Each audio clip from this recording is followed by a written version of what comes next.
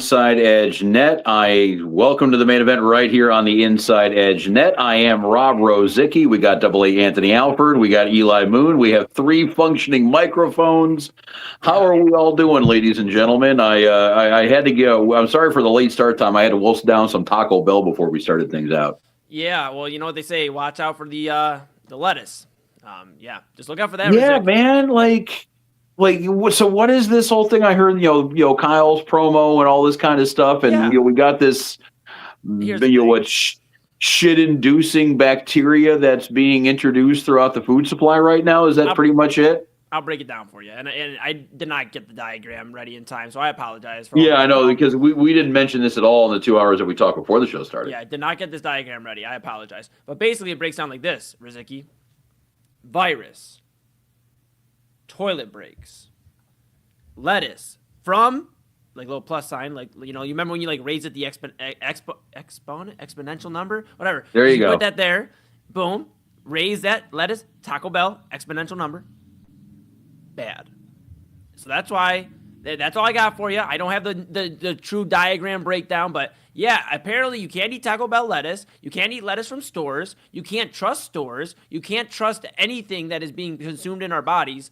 It's kind of crazy, man. Well, and apparently now, because this is happy fun talk here on the main event. Yeah, because I went shopping earlier today at one of my favorite grocery stores, Aldi's. Great place. A lot of affordable stuff there.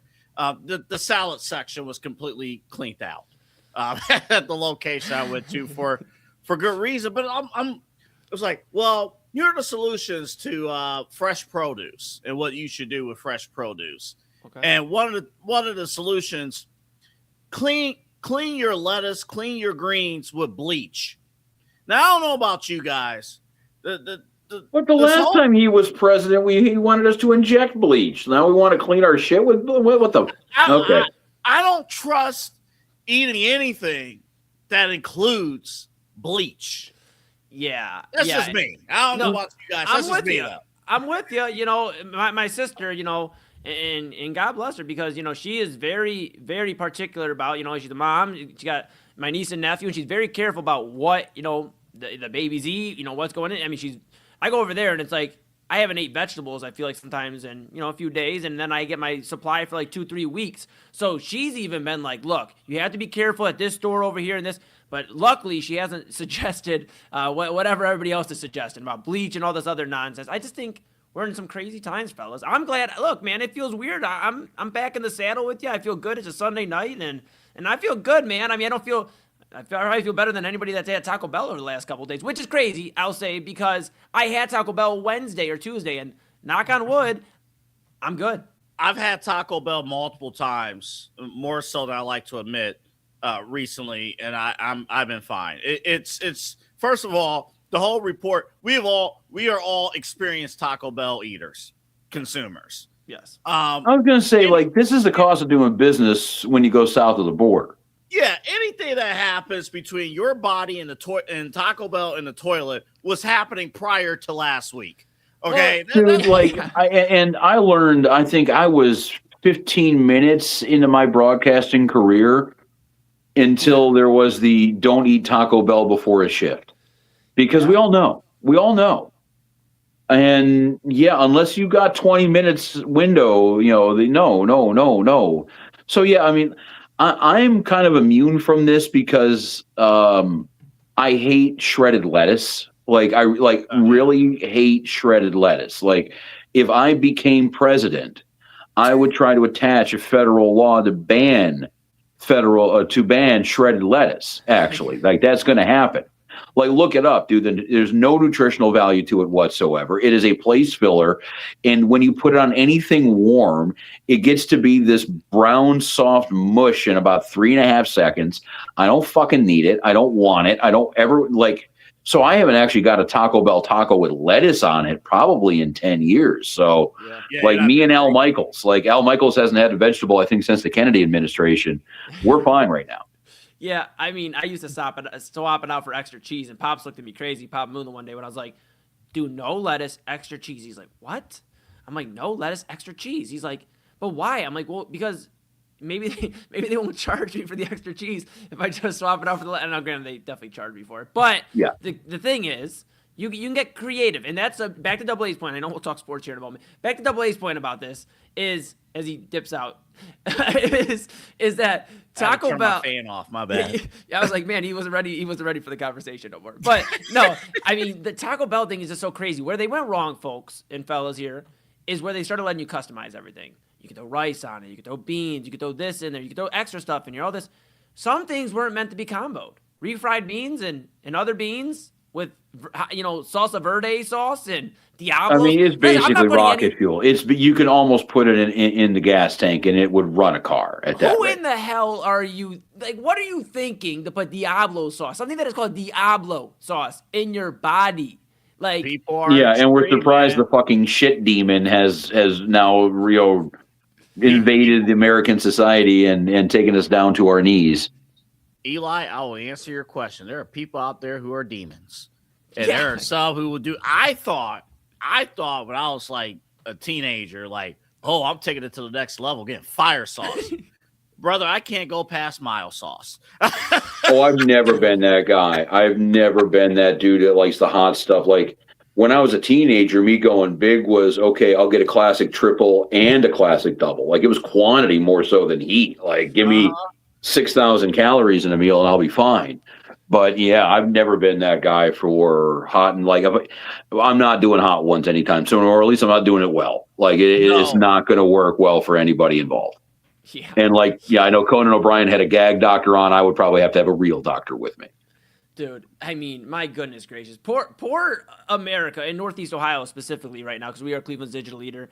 With all this going on about eating and shitting and all this stuff, which is crazy we're talking about this. I'm so immature. I'm sorry. I should have laughing. You got me laughing. And then the air quality that, I mean, on a serious note, like Thursday and Friday was like, I mean, this is serious too. It's just like people are literally crazy. But the air quality, that's been a damper too. Obviously, I was on vacation last week, so Thursday and Friday I couldn't even step out of the house, man. And it was terrible out. The air quality was rough. So just a wild week, man. A wild week. Yeah, and I know Guardians baseball was affected with it. They had to postpone their Friday game, do a doubleheader on Saturday. Pittsburgh pretty much is kind of a replay of the old AFC Central Division here. Pittsburgh manhandled the shit out of Cleveland for a couple of games there. And yeah, I mean, obviously, it kind of affected everything going. I know the World Cup final was today. I know I was a little worried that maybe some of this shit would be around a little bit too long and, affect what was going on in East Rutherford, New Jersey. So, yeah, I mean, I think we've, lucked out that it was only just a couple of day problem. Hopefully everything is over with. I know we've had some rain the last couple of days. That's supposed to help out this stuff eventually. So hopefully we're in the clear on that one. I know here locally it was a pristine day outside. But yes, back to sports. We do have a whole lot to talk about. We got Myles Garrett. He is no longer a Brown. Want to talk about this this Browns defense. The first time in a while they don't have a first ballot Hall of Famer on it. Who is going to be the leader on that thing? Who is the best player? It seems like it's kind of rudderless right now. We'll get into that. Obviously, too, we are playing our favorite game the last couple of weeks. Where in the fuck is LeBron James going? We're in day 22 of that. I think. We're makeshifting the title. We've been working on the title. The title's we got a few different names for it. That's just what we got right now. The longer it goes, the more expletives will be in the title. I'll guarantee you that. We'll get into obviously LeBron and where he's going to be playing, and I know he was talking at Fanatics Fest. We'll hit all that up too. And then, yes, we do have the World Cup final to worry about. We had it just transpire, about, as I'm looking at it right now, about 5 hours ago. We had Spain overtake Argentina 1-0, as they say in that sport, to win the World Cup in overtime. There was a brawl after the game. Justin Bieber performed at halftime. The president got booed to shitting back at the end of the game. We laughed, we cried. Seemed like it was a pretty compelling final, even with the 1-0 score. The World Cup definitely did end on a pretty memorable note. Yeah, no, absolutely. I mean, and there was a lot of cool stuff, guys, when it comes to this World Cup. Now, I'll be honest, I watched soccer growing up a little bit. My sister played soccer, but as far as like following it, I did it here and there. Covered a few events and would get hip enough just to know at least what I'm seeing a little bit here. But as far as like watching soccer, extensively watching soccer, these last, few weeks, 3-4 weeks, whatever, have been a lot of fun, man. And I'm not going to sit here and say I've watched every single game and I've caught every single match and every single minute. I understand I haven't.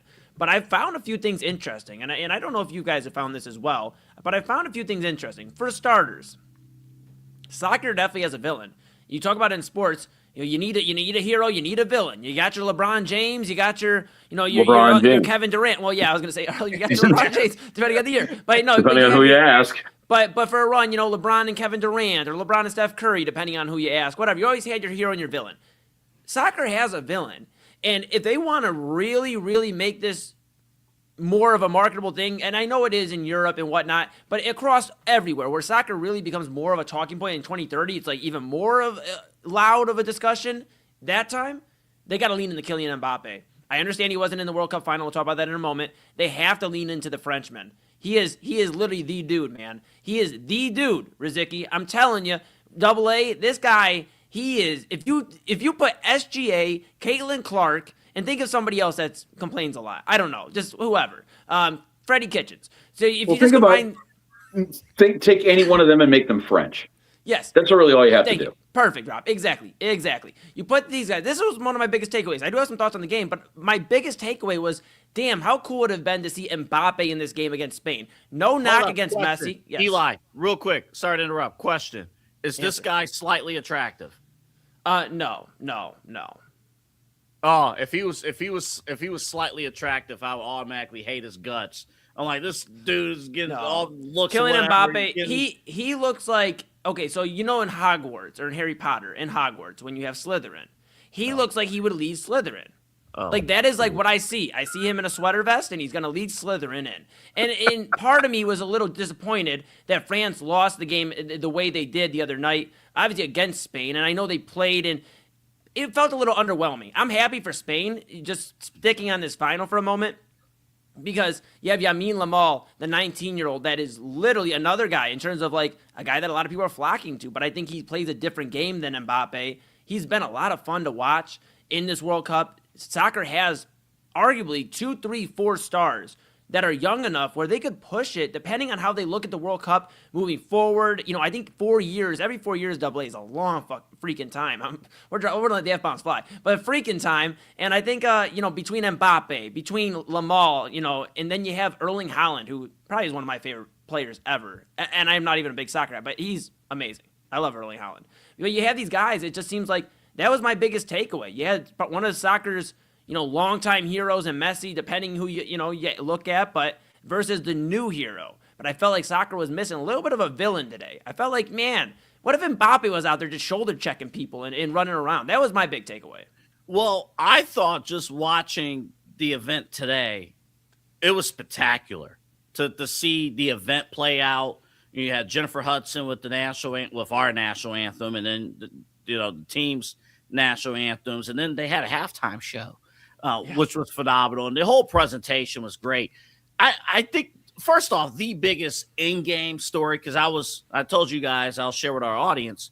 I was at a friend's place. They had a World Cup final party, and this is full of soccer people. I should say it like that, but full of hardcore soccer fans.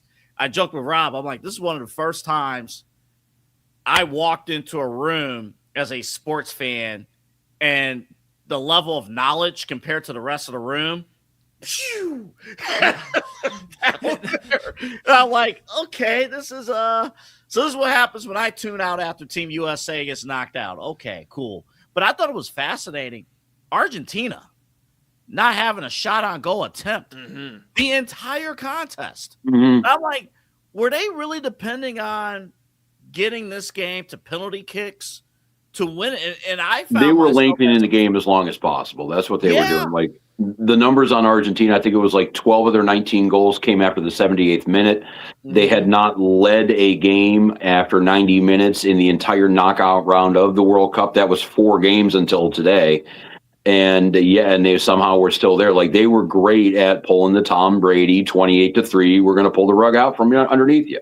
That's what they were very good at the first few games. And Rob and Eli, I found myself as a fan without any rooting interest at all watching this. And I'm like, what if Argentina, no shot on goal attempts, they're down to 10 men, I think from the 80th something minute on. Mm-hmm. What if they actually F around, get this thing to penalty kicks, and win it? That I can't think of another team in pro sports, at least here in America, that would have stolen a championship like Argentina if they would have pulled it off. I think that's why American fans sometimes have issues with soccer, because like if they would have went to PK somehow and Argentina or whoever would have won, the final score would have been written down on the box score I'm looking at as 0-0 with the winner being pointed out PKs. Right. And imagine winning a Super Bowl or a World Series without scoring. I mean, the Guardians are trying to do it. But imagine it's dead serious though. 0 runs, you win the World Series. Like, I think that's why American fans, it's tough for them to kind of wrap their heads around. I think though, today, we do low scoring with baseball, but this takes low scoring to a whole new level. I think today would have been acceptable because at least in this format, you do have 2 extra period times, which was 15 minutes. So you have 30 minutes. Mm-hmm. So it's like, okay, after 30 minutes, if we still have no score, I love having games go until 3 a.m.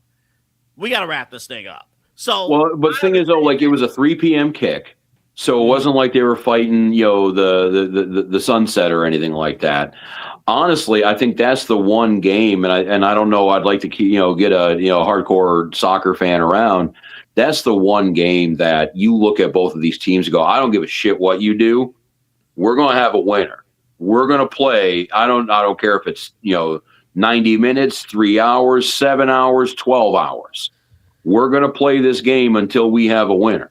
Yeah. And and I understand what that, and I'm not saying every game. Like that's, once every 4 years, that's the rule. Yeah, we're just talking championship and real quick because their format is not. I think that's what they were talking about with the golden. There's no golden kick. I think that's what it was. Excuse me if I'm wrong, but golden kicks, golden boots, golden balls. I don't know what the fuck. I'm very shocked they didn't hand out a golden ball award. To be perfectly honest, I'm surprised Goldmember wasn't more involved with this. These gold. By the way, I think the Spanish captain got the golden ball award. That's the MVP of the trophy, and I'm not making that up. That's the MVP of the tournament. I think you're right, and they have ugly trophies. Sorry, soccer fans, your trophy is the worst. It is. Look, that trophy looked like a gold pile of shit. Like, you mean to tell me that was like, okay, you kind of work for that? No, but the rule was like, it wasn't a like sudden death, first goal wins. Yeah. So in a way, I kind of like that a little, but I understand that a little bit. Go ahead, Eli.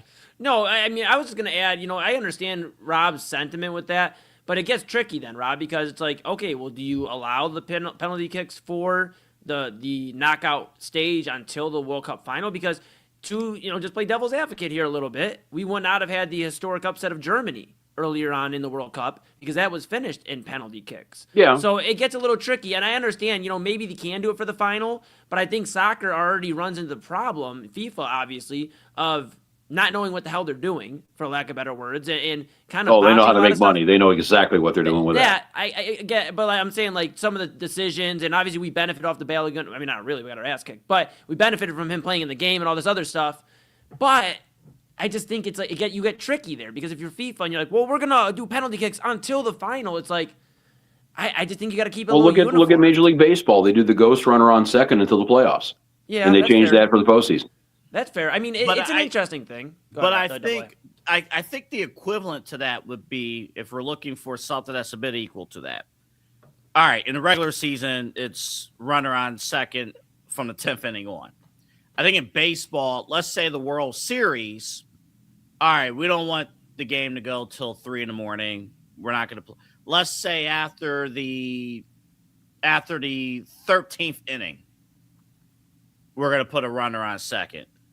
Would baseball fans respond to that? Well, I don't know. Well, but if you want to talk about the PK situation, imagine if this thing goes 13 and we go to a home run derby to win. That's basically what the PKs are. So, but it's fun, the whole ending of a game, I think they've been trying to figure out for a generation or two, and it just hasn't happened yet. But I mean, I guess it's like a big discussion, and that's actually a great point because it's like you look at hockey then too, because hockey relies a lot of times on the shootout, and the shootout is one of the. I know we're switching sports for a moment here for a second, but hockey is one of the most fun overtime periods. And granted, they do run an actual overtime period. I believe they run a couple of them before they run shootouts for like the postseason. But I don't know if they do shootouts at all in the postseason. I don't think they do. That's what I'm saying. I think there's a sudden death. Yeah, so it's like, maybe Rob has a point here. It's very rare. So, write down in your calendars that I say Rob has a point, and I agree with him. But he might have a point here because maybe soccer takes away from hockey's, standpoint, their viewpoint here, and go, you know what, we're going to allow penalty kicks. Well, allow it even in group play. But when it gets to the knockout stage, I think you have to determine that, Rob, in AA. I think you have to determine when we get to single elimination, we are switching it. This is our postseason. Now you play every game into overtime, but then again, it gets tricky because when you're having 2 games, 3 games, the early part of the knockout stage, can you really get away with it? You make some good points, Rob, but I just don't know if it'll work. And to your point, though, the NHL does not use shootouts in overtime. And I do remember, because I couldn't remember if they changed the rule or not, when I was in high school, the Penguins and Flyers played like this 5 overtime playoff game. And everybody in Pittsburgh was watching this thing, and we lose. And heartbreaking fashion, obviously. And I go into social studies class first period the next day, and the teacher's a big hockey fan himself. He just storms in the room like a Wild West, saloon. Doors fly open. He, like Professor, we won't go with a Hogwarts reference, like Professor Snape just barreling in there, turns the TV on. It's a Ken Burns documentary. He looks at the class and goes, "Yeah, they fucking lost." And he flips the lights off, and we watch a deal while he sleeps for an hour and a half. Dude, you know what? That's a good teacher right there, Rob. Yeah, that's a damn good teacher. Because I remember it was Ken Burns. I don't remember what else was on because I think by the opening credits I was out too. It's just go ahead, AA.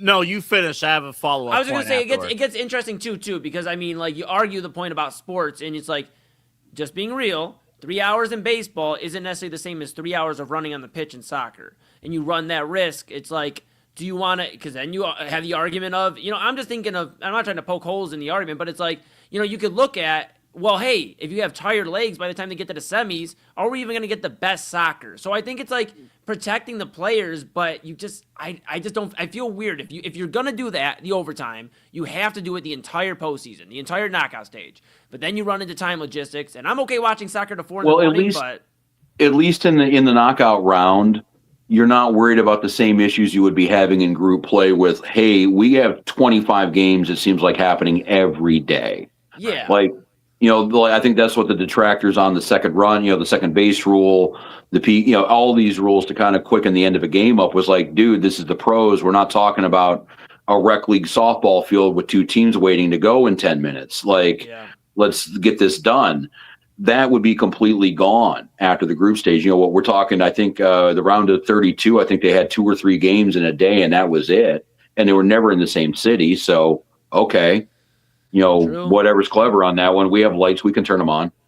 Yeah, that's one other. And plus, too, it's also an international event, too. So, yeah, it might be happening at 8 p.m. in New York City. London don't care. Riyadh don't care. Hong Kong don't care. Sydney doesn't care. So the time's almost immaterial at that point. Yeah, and the reason why this game was in the semis was on at 3:00 in the afternoon. It was the England, we got it, England, whatever, and that's the whole thing. And you should have won the war. Yeah, exactly. Or the semifinal game, and then or the semifinal. One thing, real quick, before we move on, I still can't get over the fact that in the championship game, Argentina has 0 shots on goal. That has to be one of the worst offensive performances I've ever seen in a championship game or series. Like, can you imagine? I mean, it's been a while since I know the Super Bowl this year was a blowout, but it wasn't. I'm trying to think, probably Seattle, Denver. That was a bad one. That was Peyton Manning's first Super Bowl with Denver. Yeah. That was a bad one. That was. But even then, like, I can't go. I mean, to not have an attempt in a championship game, and again, mind you, Argentina had their full 11 for the first 80 plus minutes of the game. Actually, I just saw here, Argentina became the third team ever to not have a single shot on target in 90 minutes at a World Cup match. Not even a final match. And here's the thing. Like I can understand, 20 years ago, if it's like Senegal against, France, okay, it's not going to work out well. But yeah, this is a final where everybody can play. And it's a team. I'm going to go a little first take here for a second. Sorry. Messi's on this team. And not much else. Yeah, that was what Argentina's plan was. Hey, we got Messi. Is the goalie okay enough? Cool. He doesn't suck. We have a chance. And that's the thing. And they talked a lot. I was watching some of the national talks about what to expect in this game. And, I got a chance to watch the match between Spain and France. And I, studied up a little bit on it. Just kind of wanted to be knowledgeable about, okay, how are these teams match up a little bit here? This is a pretty big game. It's exciting. We won't get to see another one of these for 4 years. So let's watch it and at least enjoy some of it. I think the big thing with Spain is they're very pressing. And they mentioned that in the national outlet.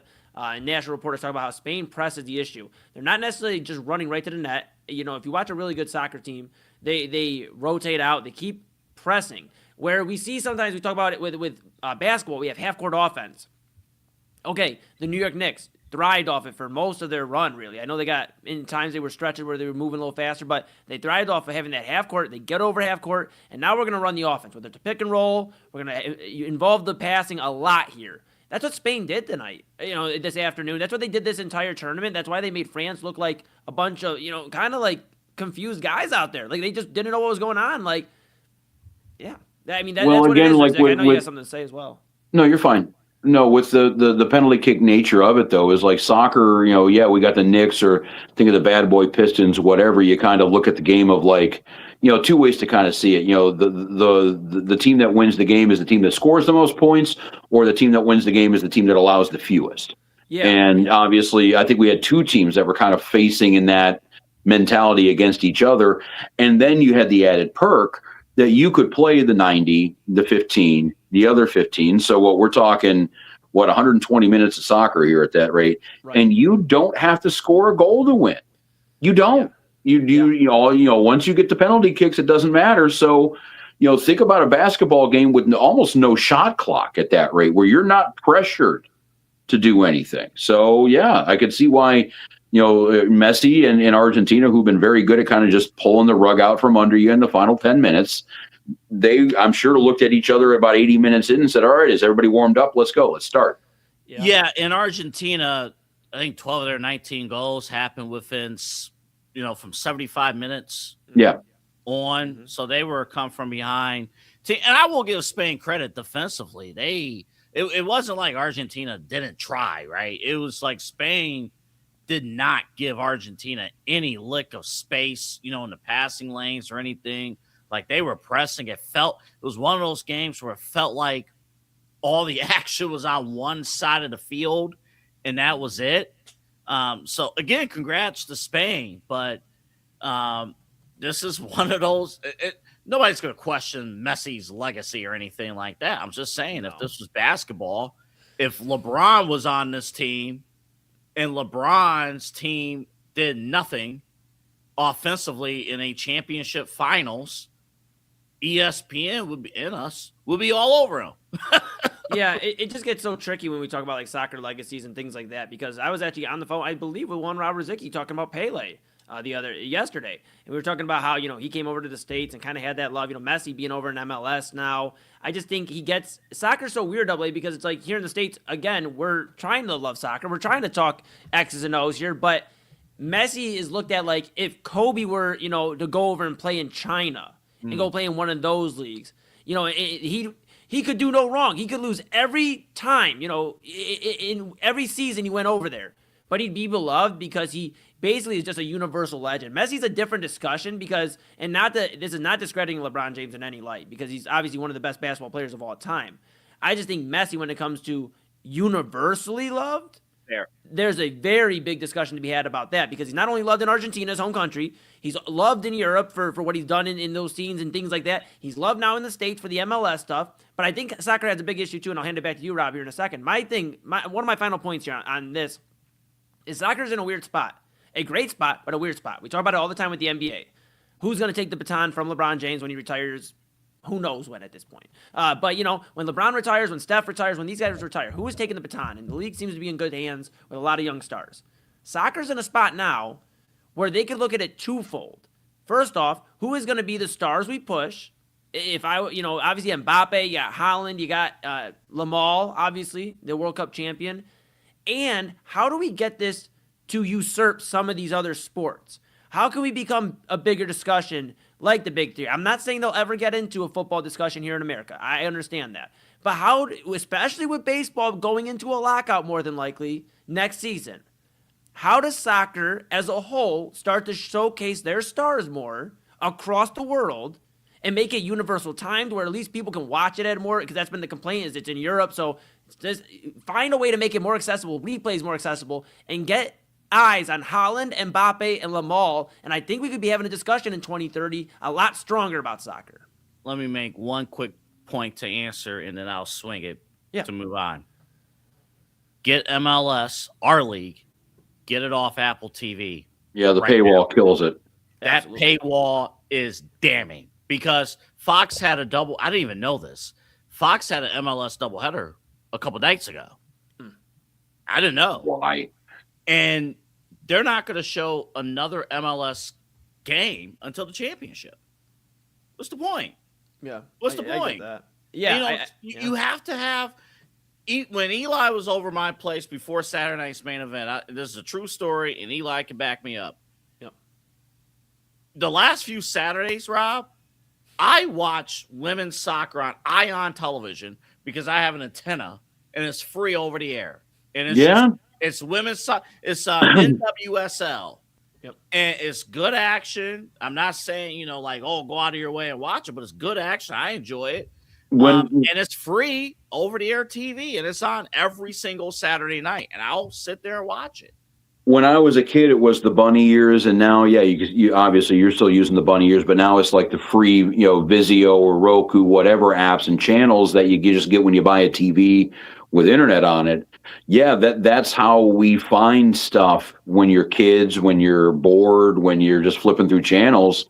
And yeah, the MLS, I think it was kind of behaving like they had been around for 100 years and had that kind of street cred. Like, the NFL could not completely go behind a paywall and get away with it. Major League Baseball couldn't do it. And the MLS is proving right now that they can't. So yeah, that needs to change. And and then obviously too, Double A and I talked for a good half hour the other day about, just the problems with the American soccer system and all this kind of stuff.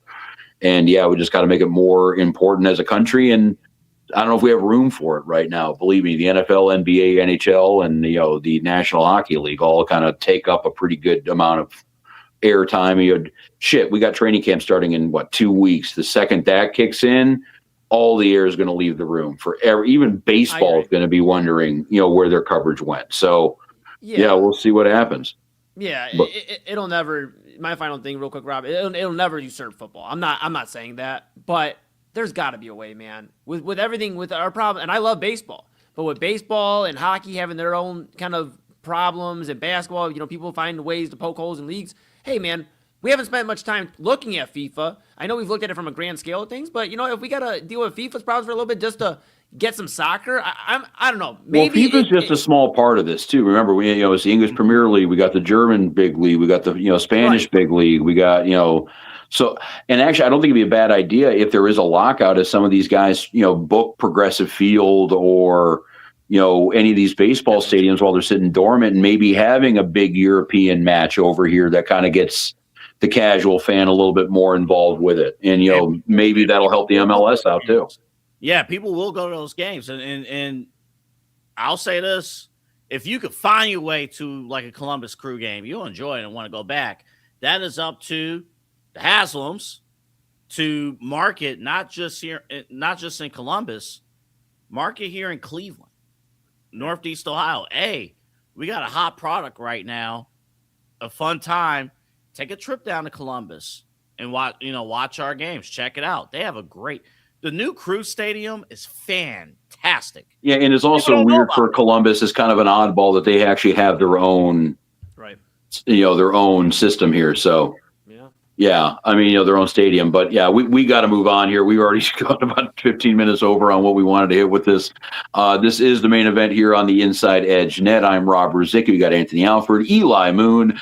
We have a packed show in front of us. Up next, we'll have a LeBron James discussion. I know it seems like every time we've talked to you for the last 3 calendar weeks, ever since Jalen Brunson was crying while handing the trophy over to Patrick Ewing, we have been wondering where the hell LeBron James is going to be playing. I think by the vibes in our pre-show meeting, we're all a little over it, but we'll get into it anyway. Double A has a cockamamie thing about a third-place game in other professional sports. We might get into that, too. And then, obviously, news and notes. We'll get into a bunch of stuff. Speaking of leagues that take themselves too seriously, WNBA was in the news with the Dan Patrick Show. We'll get into that a little bit, too. But an action-packed main event ready to go for you. Thank you for joining us here on this Sunday night. This is the Inside Edge Network. I am Rob Rozycki, Double A Anthony Alford, Eli Moon, and we shall be back. Key On Sports is the leader in Ohio high school athletic coverage in written, print, and video streaming. From the latest news and results and written content to the high school football game of the week every Friday, Key On Sports has you covered.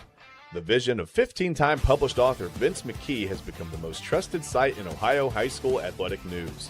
From podcasts to player profiles, Key On Sports is your one stop for all of it. Visit them today at keyonsports.com or on YouTube at Key On Sports. Check out their socials on Twitter and Facebook as well. Clean energy, bold flavors, and no jitters. See why people won't shut up about Dubby. Clean energy, no jitters or crash. Whether you're starting your workday or getting ready to exercise, Dubby Energy helps you lock in and focus. With over 15 flavors to choose from, you can't miss. Order Dubby Energy right now by using the QR code on your screen and use the promo code INSIDEEDGE10 to receive 10% off your order. Dubby Energy, your energy-focused sponsor of the Inside Edge Network, Cleveland's digital leader. Discover our collection of body mists made with clean, minimal ingredients. Handcrafted with natural essential oils and clean ingredients, they offer a natural alternative to synthetic fragrances. Perfect for sensitive skin and those seeking clean, mindful self-care, and the perfect gift for you or your special someone. Courtesy of Alley Rose Fragrances. First-time customers, use that promo code INSIDEEDGE20 to receive 20% off your order. AlleyRoseFragrances.com, a proud sponsor of the Inside Edge Network, Cleveland's digital leader. Whether searching for a baseball autographed by your favorite World Series slugger, a signed football by an iconic Hall of Famer, or the jersey of a world-famous soccer star, you've come to the right place. Here at SportsMemorabilia.com, the web's leading source of authentic sports memorabilia, you'll find more than 500,000 authentic products from nearly every professional sports league, team, and players. Not only will you find your next prized sports possession with ease thanks to superb customer service and tremendous site experience, you'll have the satisfaction and peace of mind that every product listed comes complete with a certificate of authenticity and is fully backed by the SportsMemorabilia.com lifetime authenticity guarantee. Go to SportsMemorabilia.com by using the QR code on your screen right now. SportsMemorabilia.com, a proud sponsor of the Inside Edge Podcast Network, Cleveland's digital leader. Find us on InsideEdgeNetwork.com for the latest information on your favorite shows, personalities, and network partners. Plus, guess what? We have a merch shop. That's right, we have network polos, t-shirts, champion jackets, hats, and bottles. Rep the network. Every purchase supports independent sports and entertainment media. Use the QR code on your screen right now to check out InsideEdgeNetwork.com. That's InsideEdgeNetwork.com. Fanatics isn't just our name, it's who we are. Loyal, passionate fans dedicated to our favorite teams and to the sports we love. That's why we're honored to be able to offer fans the world's largest collection of official sports apparel and sports jerseys from all leagues, teams, and players you love. We feature a wide selection of gear from every league, including the NFL, MLB, NBA, NHL, and NCAA merchandise, which allows us to serve fans of football, baseball, hockey, basketball, lacrosse, soccer, golf, and, well, everything else that gets your heart pumping. Go to fanatics.com by using the QR code on your screen right now to celebrate your teams. That's fanatics.com, a proud sponsor of the Inside Edge Network, Cleveland's digital leader.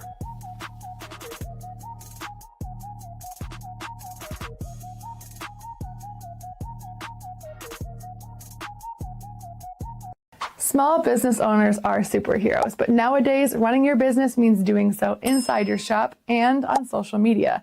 That's why you should make Omega Video Marketing your sidekick.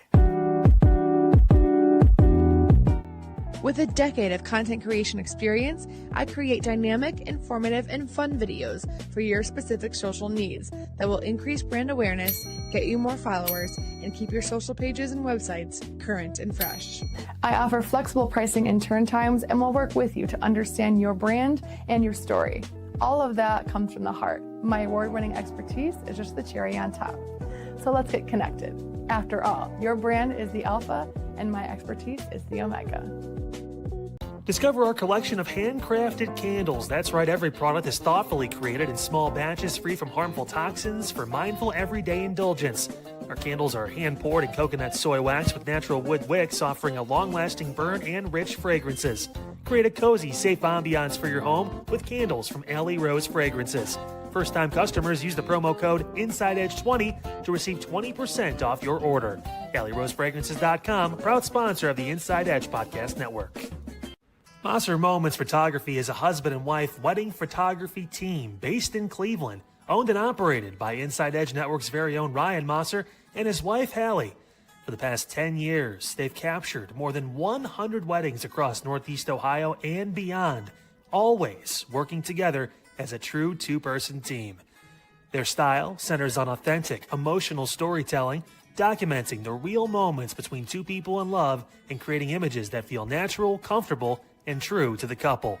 Rooted in Northern Ohio but inspired by their travels, Ryan and Hallie bring a warm, personal approach to every wedding day. Their work blends experience, consistency, and a genuine passion for helping couples relive their best day through timeless photography.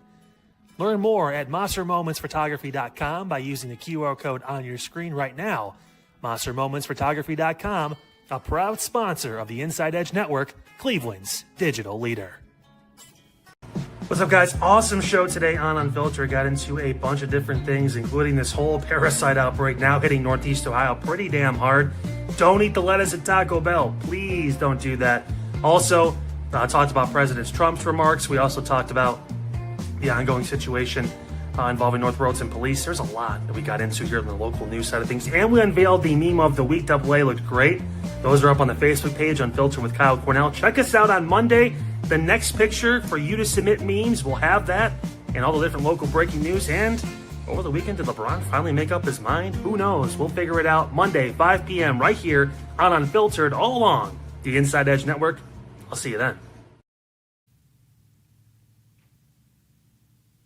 It's 10:46. Do you know where your kids are? This is the main event here on the Inside Edge Net. I am Rob Rozycki. We got AA Anthony Alford, Eli Moon. You don't remember that PSA, do you? That was, I think, a little bit before you. Yeah, like before the internet was a thing. Like there used to be like, be like on ABC or whatever like that. It'd be like, it's 10 o'clock at night. Do you know where your kids are? Back when we had to worry about kids, wandering the earth unsupervised instead of on devices. Yeah, that was from that back in the day. But you guys don't remember that, do you? That was even before my time. Yeah, again, like this was before, it was the internet kind of took over and destroyed everything. It was like a commercial, Rob? The public service announcement, PSA, only you could prevent forest fires kind of thing. Yeah. Boy, we needed that last week. Well, I have some other breaking news off the promo, and I'll kick it back to you. Two of the breaking news. One, Kyle, LeBron still hasn't signed anywhere. I know you were wondering in your promo. Monday, you probably still be wondering. Two, AA, you guys, did you coordinate the Hawaiian shirts? Did you? I mean, I'm not gonna lie. No. He said he's a saltier pepper. Remember, he said it in the intro. I mean, I don't know. No, I'm running out of stuff to wear this summer. I was going to say, I barely read the emails you send anyway, but was there something in there about how we're like the Hawaiian Shirt Network now, or what's going on there? Listen, I like Kool-Aid and and I like to think I'm in Hawaii, but we're in Cleveland. So that's that's a little different. But it is what it is. It's fine. It's fine. But next time I'll wear a wig to the show. Double A, man. There's some photos that I didn't think would resurface. That's one of them. When I saw the meme of the week this past week, unhinged. That's unhinged. No, it was fine. Actually, to be perfectly honest, watching it, I'm like, man, I'm so happy my stomach is not like that anymore.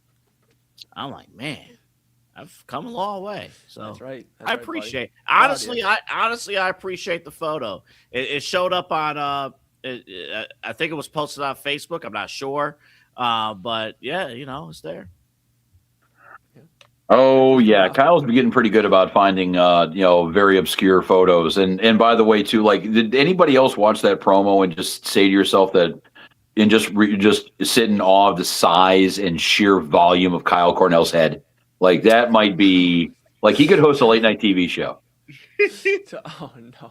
Bro, I'm not. Is his head really that big? I'm not even. I mean, dude, like, I'm wearing a size 7 3/4 fitted hat, and I'm saying that, yes. Hold up. Play like 5 seconds of the promo again. Hit it, Eli. All right. What's up, guys? Awesome show today on Unfiltered. Got into a bunch of different things, including this whole parasite outbreak. Now,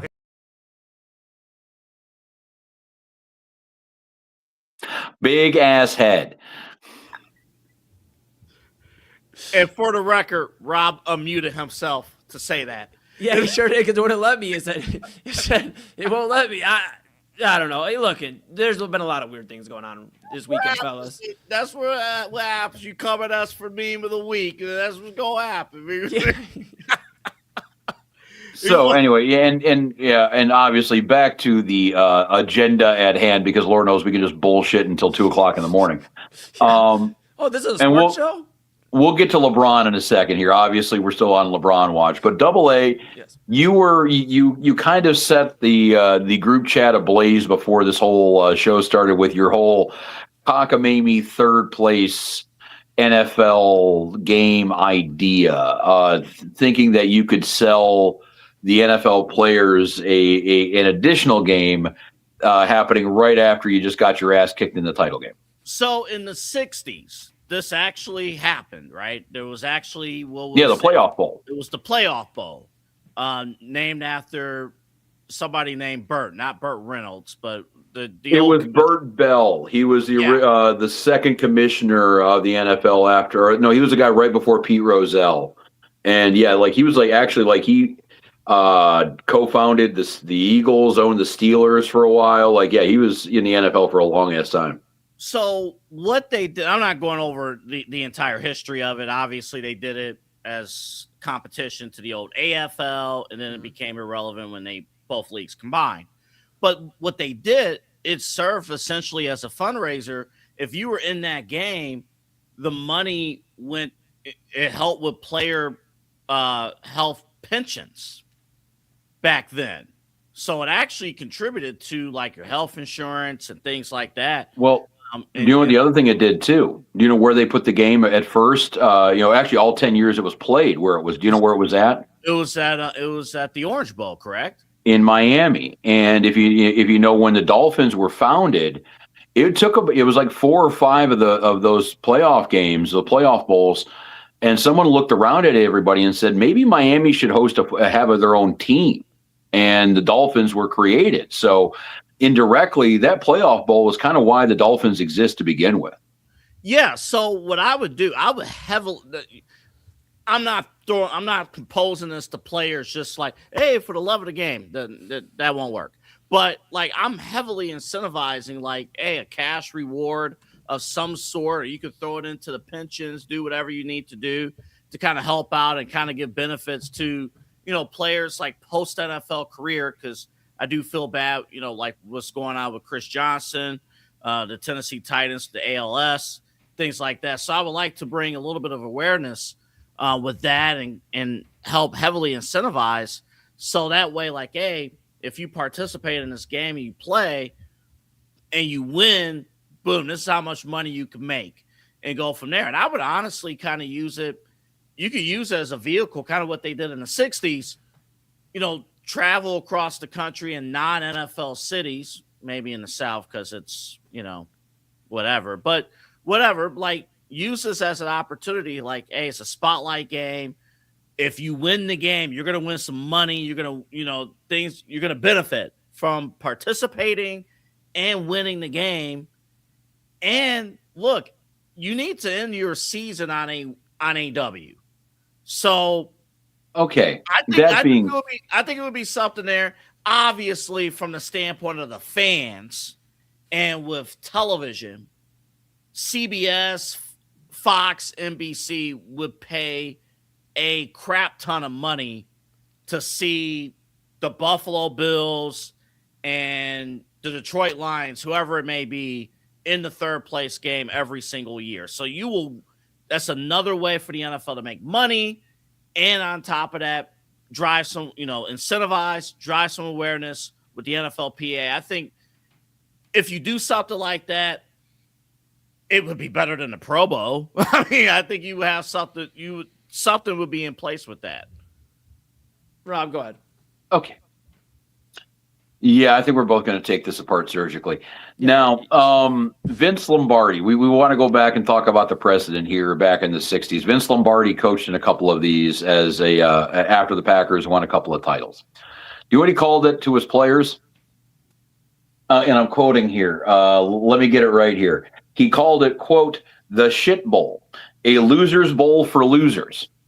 And then you go into all-pro defensive tackle Roger Brown, who played in the most of these games of any player. They had 10 of them. He played in half with the Detroit Lions in the 61, 61, and 62. The Lions were in this thing, by the way. And then the Rams in 67 and 69. He called it the worst inferiority complex ever. Quote, I was in 5 of them. I had to play in it 5 in 10 years. It was in existence. It was pitiful. So that's kind of what the players back 140 years ago thought of this game. I don't know if their attitudes would improve on that. And we saw what happened in the Pro Bowl the last few years it was around, and those guys playing a game that they didn't want to play in. Well, let me address a couple. First off, the Pro Bowl, that's a whole other thing. But let me address the first part. Your goal is not to be in this game every single year. Like, I don't want Josh Allen to be participating in the third place game year in and year out. Like, your goal should be Super Bowl. Like, that should be that. But it would be. But if you lose the conference championship, which Buffalo does often, that this would be an opportunity to, number one, in on a W, Well, but also, again, financial incentive to close out. It gives the players reasons to play the game, even your stars, because you do have to incentivize. But if you could do that, and you're going to have media money coming in, so it's not like you're grabbing the money from scratch, I think from that point, you will have players at least participate, and they're going to want to win the game. Back to you, Rob. You're talking about, I think it's actually wonderfully naive and optimistic that you would think that if the Bills were in the game, it wouldn't be Kyle Allen starting the game. It would be Josh Allen here. Josh Allen, who makes about $40 million a year. I don't know what the financial incentive would have to be for him to want to play in a game like that because again, this is a sport that we are talking. We've seen it happen, and we will see it happen in a few months and probably in a few weeks. That any play can be your last. This time you get hit might be the last one. Might do you in completely. And ask Ryan Shazier, ask JOK, ask anybody along that line. And the financial gain to play in something like that is ultimately meaningless, I think would be kind of tough. I think, to add to that point, Double A, you have 17-game season, like Rob said. These guys aren't even playing in these half the time if they're already eliminated from the playoffs. I understand your point. I do want to give you credit. I understand your point. Yes, you must end on a W. I love that mentality. That's what we strive for here, obviously, on the Inside Edge Network. Start and finish your day with a W. Everywhere, we want to start and finish your day with a W. I get it. That's just not how sports works, bud. And, somebody's got to lose. So If they deserve a chance to end on a W, then why doesn't the team that lost in the first round deserve a chance to end on a W? Shouldn't everybody get a fair chance to end on a W so that everybody goes in? See, like, that's the problem we have, because here's a few things. One, we look at the World Cup. We just spent extensive time in the first segment talking about the World Cup. France and England, though it turned out to be a fun game ultimately, I think it was 6-4, England won that game. It was a fun game ultimately, but Harry Kane and Jude Bellingham, the two best players for England, sat out. They came in. Bellingham actually got the breakaway goal later on. He had to come in because they were starting to blow the lead. But France started mollywopping them, essentially, for lack of better words. They were putting them in a bad spot. But nobody cared. I'm just going to be honest. Nobody could have cared if that was 8-4, 8-6, 8-3. And I get it. Maybe not the money incentive, though. I think there is one for the third place game, if I'm not mistaken, for FIFA. Here's my thing, The only thing that helped out real quick with the FIFA game, and we talked about it with Mbappe, with the winning the Golden Boot, yes, those stats counted towards his World Cup. Right. So, like, that gave him the Golden Boot for this tournament. Right, because I think, it finished with It did, yeah. Yep. So, now here's my thing, Double A. You know me. I'm the fun guy here. I like to think of ideas that maybe could help this idea. Okay, I'll hear you out on your third place game. We got to figure out, like Rob said, the financials for these guys that are multi-millionaires, why they would come play this game. But if they play this game, if they say, you know what, Double A, I love your idea. Thank you so much. We're gonna run with this at the NFL, to Roger Goodell. We're gonna run with this. I think there should be like a trapdoor situation. Okay, you can play in the third place game, but if you're in it back-to-back years like a Josh Allen and you lose, now make it like Hard Knocks. Now you're the 32nd pick in the draft. Now you get the worst pick in the draft. You know, if you're in position for a different, now you get the 32nd. You lose your first round pick. You play the third place game, but if you win it, you can position yourself for higher draft. I mean, you got to do something. I mean, if we're going crazy here, in this scenario, we'll pick a team that's, decent. Okay, the Steelers. I did not mean for the Steelers. Segment. Well, I think the Steelers would actually fit in pretty well. They're a decent team. Hold up, real quick. I did not mean for this segment to be the bash the Buffalo Bills segment. I'm sorry. I apologize to all Bills fans. You do not deserve this level of punishment. But and I won't use the Bills in this situation. We'll use the Steelers here. Good team, around 500, but they don't have a quarterback. Right. They somehow make this third place game, which again, Mike McCarthy winning a playoff game. We'll see what happens with that. But they somehow get to this third place game. Yeah. And you have Aaron Rodgers, Mason Rudolph, whoever the hell the quarterback is right there. And there is a potential, hey, if we win this, we're going to be a top 10 pick. If we lose this, we're picking dead last in the draft. Do you really think Mason Rudolph and anybody in that quarterback room, I think Aaron would be a bad example. He's done after the year. Mm-hmm. But do you think if you're the quarterback of that team, would you want to win that game and make it a whole shit ton easier for them to draft your replacement? So that's a great question, Rob. And this would not happen to the first time you go there. This is for multiple offenders. These are for the Josh Allen and Buffalo Bills. I will double down on it. I don't care. I will double down on it. They've done it to themselves. They pile on us in Cleveland all the time. You can use Lamar. Yeah. If this would have existed this past season, it would have been Denver versus the Los Angeles Rams. Oh, you think Matt Stafford would have wanted to play in that game? But think about it. He was talking about retirement before the season started. He didn't want to play in the games that counted.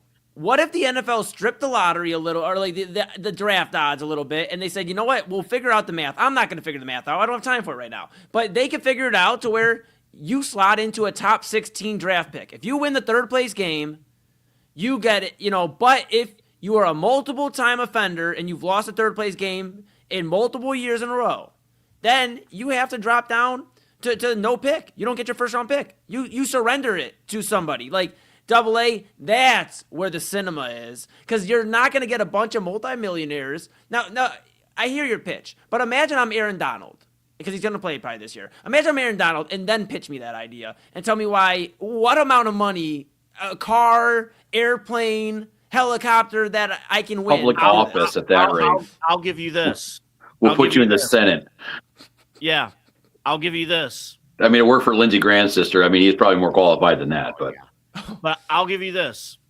Sorry, Bills fans. We got to use Buffalo again. Buffalo's in this game. They win. Maybe Sean McDermott still has a job. You end on a winning note. It's like, hey, you at least can prove that you could beat one of the elite teams You get your players ready to play, whether they want to play or not. You get them ready to play. You put a winning game plan together.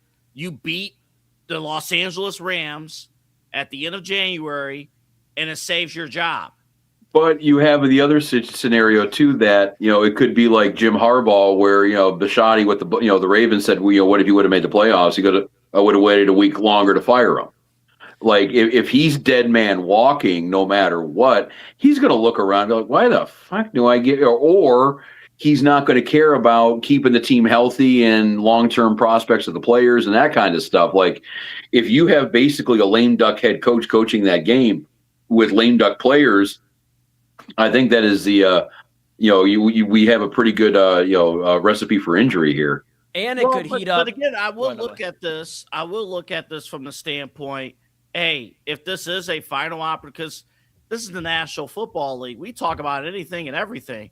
If somebody scratched themselves the wrong way, it's in the rundown. Like if somebody performs I'll give you guys a perfect example, and it's kind of stupid, but it happened. Mm-hmm. Matt Flynn earned a NFL contract off of one meaningless game in Week 17 in the NFL season. And we've made fun of the Seahawks for that ever since. But not Matt Flynn's fault. Matt Flynn earned that contract. Yeah, but it's just one of those things. I'm sorry, real quick, Eli. It's just one of those things where, like, final impressions, lasting impressions, things like that do matter. I mean, so if you incentivize, you give the teams the opportunity to go out there one more time. You're going to have the television money regardless. Great. If this player doesn't want to play in the game, that's okay.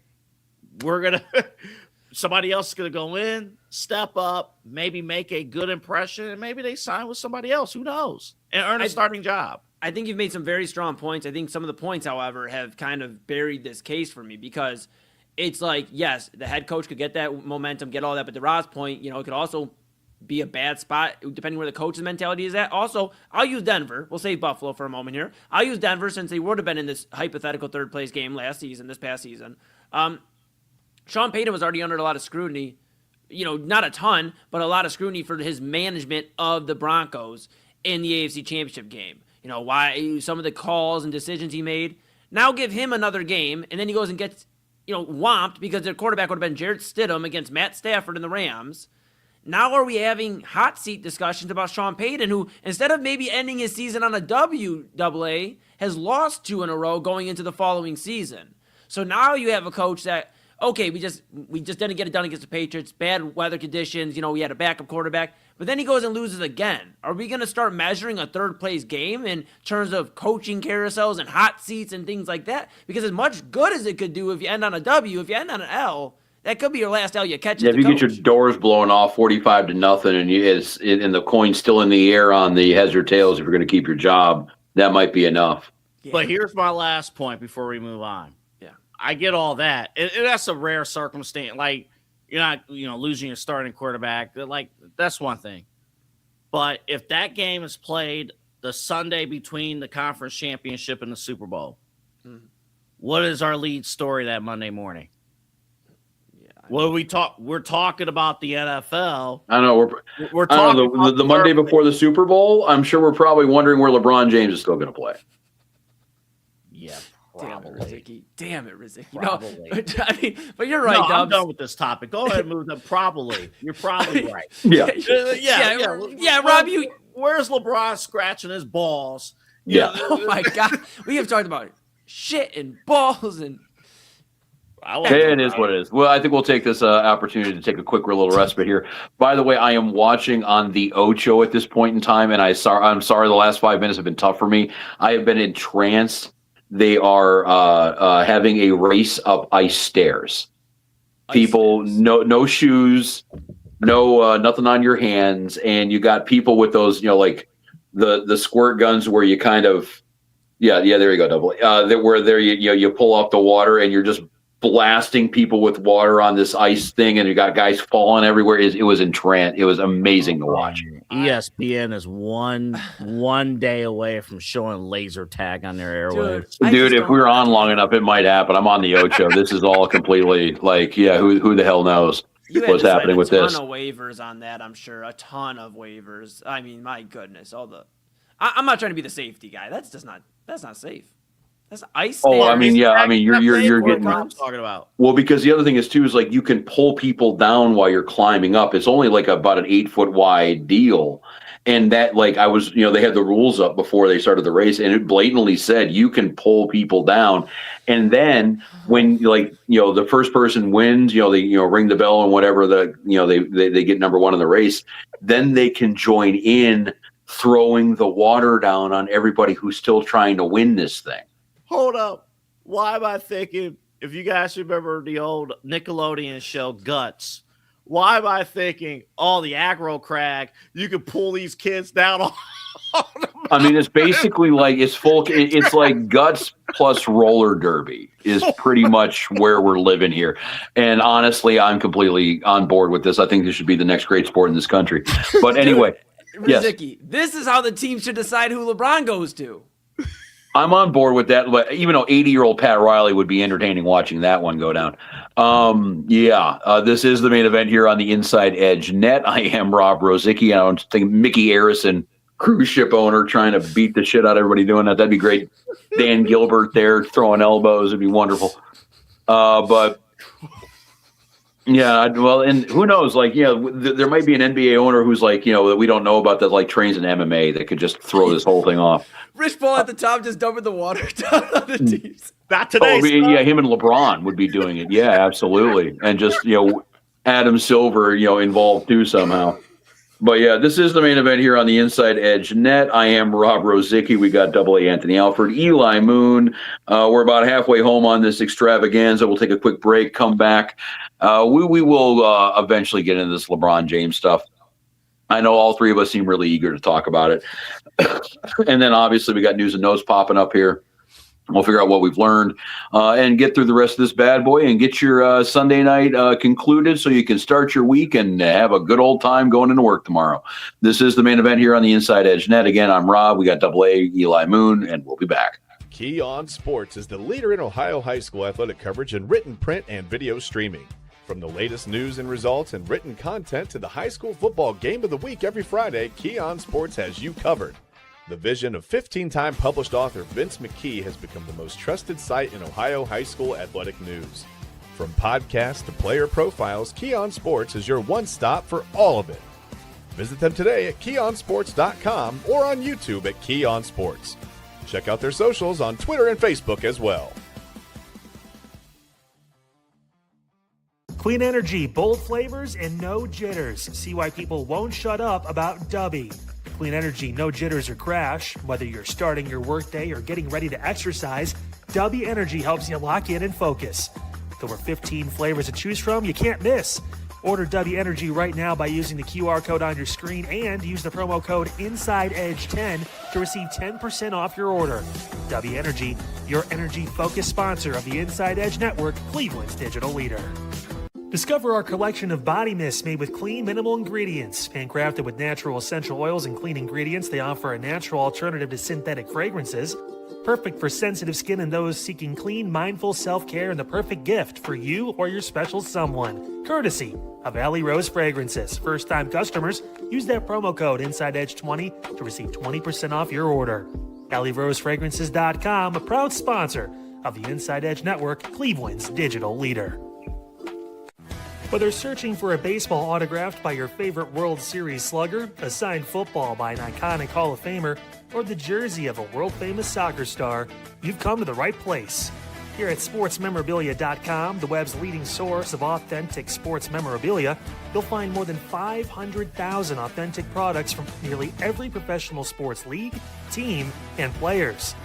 Not only will you find your next prized sports possession with ease thanks to superb customer service and tremendous site experience, you'll have the satisfaction and peace of mind that every product listed comes complete with a certificate of authenticity and is fully backed by the sportsmemorabilia.com lifetime authenticity guarantee. Go to sportsmemorabilia.com by using the QR code on your screen right now. Sportsmemorabilia.com, a proud sponsor of the Inside Edge Podcast Network, Cleveland's digital leader. Find us on InsideEdgeNetwork.com for the latest information on your favorite shows, personalities, and network partners. Plus, guess what? We have a merch shop. That's right, we have network polos, t-shirts, champion jackets, hats, and bottles. Rep the network. Every purchase supports independent sports and entertainment media. Use the QR code on your screen right now to check out InsideEdgeNetwork.com. That's InsideEdgeNetwork.com. Fanatics isn't just our name, it's who we are. Loyal, passionate fans dedicated to our favorite teams and to the sports we love. That's why we're honored to be able to offer fans the world's largest collection of official sports apparel and sports jerseys from all leagues, teams, and players you love.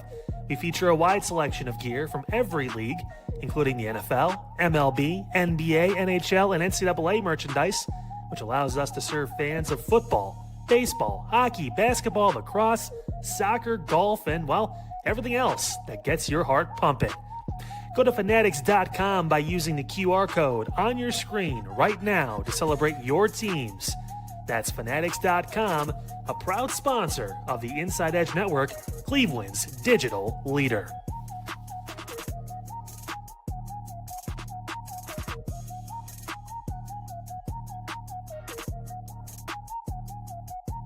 Small business owners are superheroes, but nowadays running your business means doing so inside your shop and on social media. That's why you should make Omega Video Marketing your sidekick. With a decade of content creation experience, I create dynamic, informative, and fun videos for your specific social needs that will increase brand awareness, get you more followers, and keep your social pages and websites current and fresh. I offer flexible pricing and turn times and will work with you to understand your brand and your story. All of that comes from the heart. My award-winning expertise is just the cherry on top. So let's get connected. After all, your brand is the alpha and my expertise is the omega. Discover our collection of handcrafted candles. That's right, every product is thoughtfully created in small batches free from harmful toxins for mindful everyday indulgence. Our candles are hand-poured in coconut soy wax with natural wood wicks, offering a long-lasting burn and rich fragrances. Create a cozy, safe ambiance for your home with candles from Alley Rose Fragrances. First-time customers use the promo code InsideEdge20 to receive 20% off your order. AlleyRoseFragrances.com, proud sponsor of the Inside Edge Podcast Network. Mosser Moments Photography is a husband and wife wedding photography team based in Cleveland, owned and operated by Inside Edge Network's very own Ryan Mosser and his wife Hallie. For the past 10 years, they've captured more than 100 weddings across Northeast Ohio and beyond, always working together as a true two-person team. Their style centers on authentic, emotional storytelling, documenting the real moments between two people in love and creating images that feel natural, comfortable, and true to the couple. Rooted in Northern Ohio but inspired by their travels, Ryan and Hallie bring a warm, personal approach to every wedding day. Their work blends experience, consistency, and a genuine passion for helping couples relive their best day through timeless photography. Learn more at MosserMomentsPhotography.com by using the QR code on your screen right now. MosserMomentsPhotography.com, a proud sponsor of the Inside Edge Network, Cleveland's digital leader. Hope you guys have a great weekend. Coming up Monday on Midnight Run, hopefully LeBron makes a decision, because if he doesn't, I'm going to propose ways he can go to a crappy team. I'm talking Utah. I'm talking the Pelicans. I'm talking Memphis or some of these other garbage teams, because if he's not ready to sign, we go send his ass to Utah. We're going to talk about that. Also, by Monday, will it be safe to eat lettuce? Will our air quality improve? So much to get into here on Midnight Run coming up. But you guys enjoy. Have a great weekend. And we're back better than ever as we are getting closer to football. Oh, it's almost there, folks. It's right around the corner. Hope you join us Monday at midnight right here on the Inside Edge Network and on our Roku app, Inside Edge Network.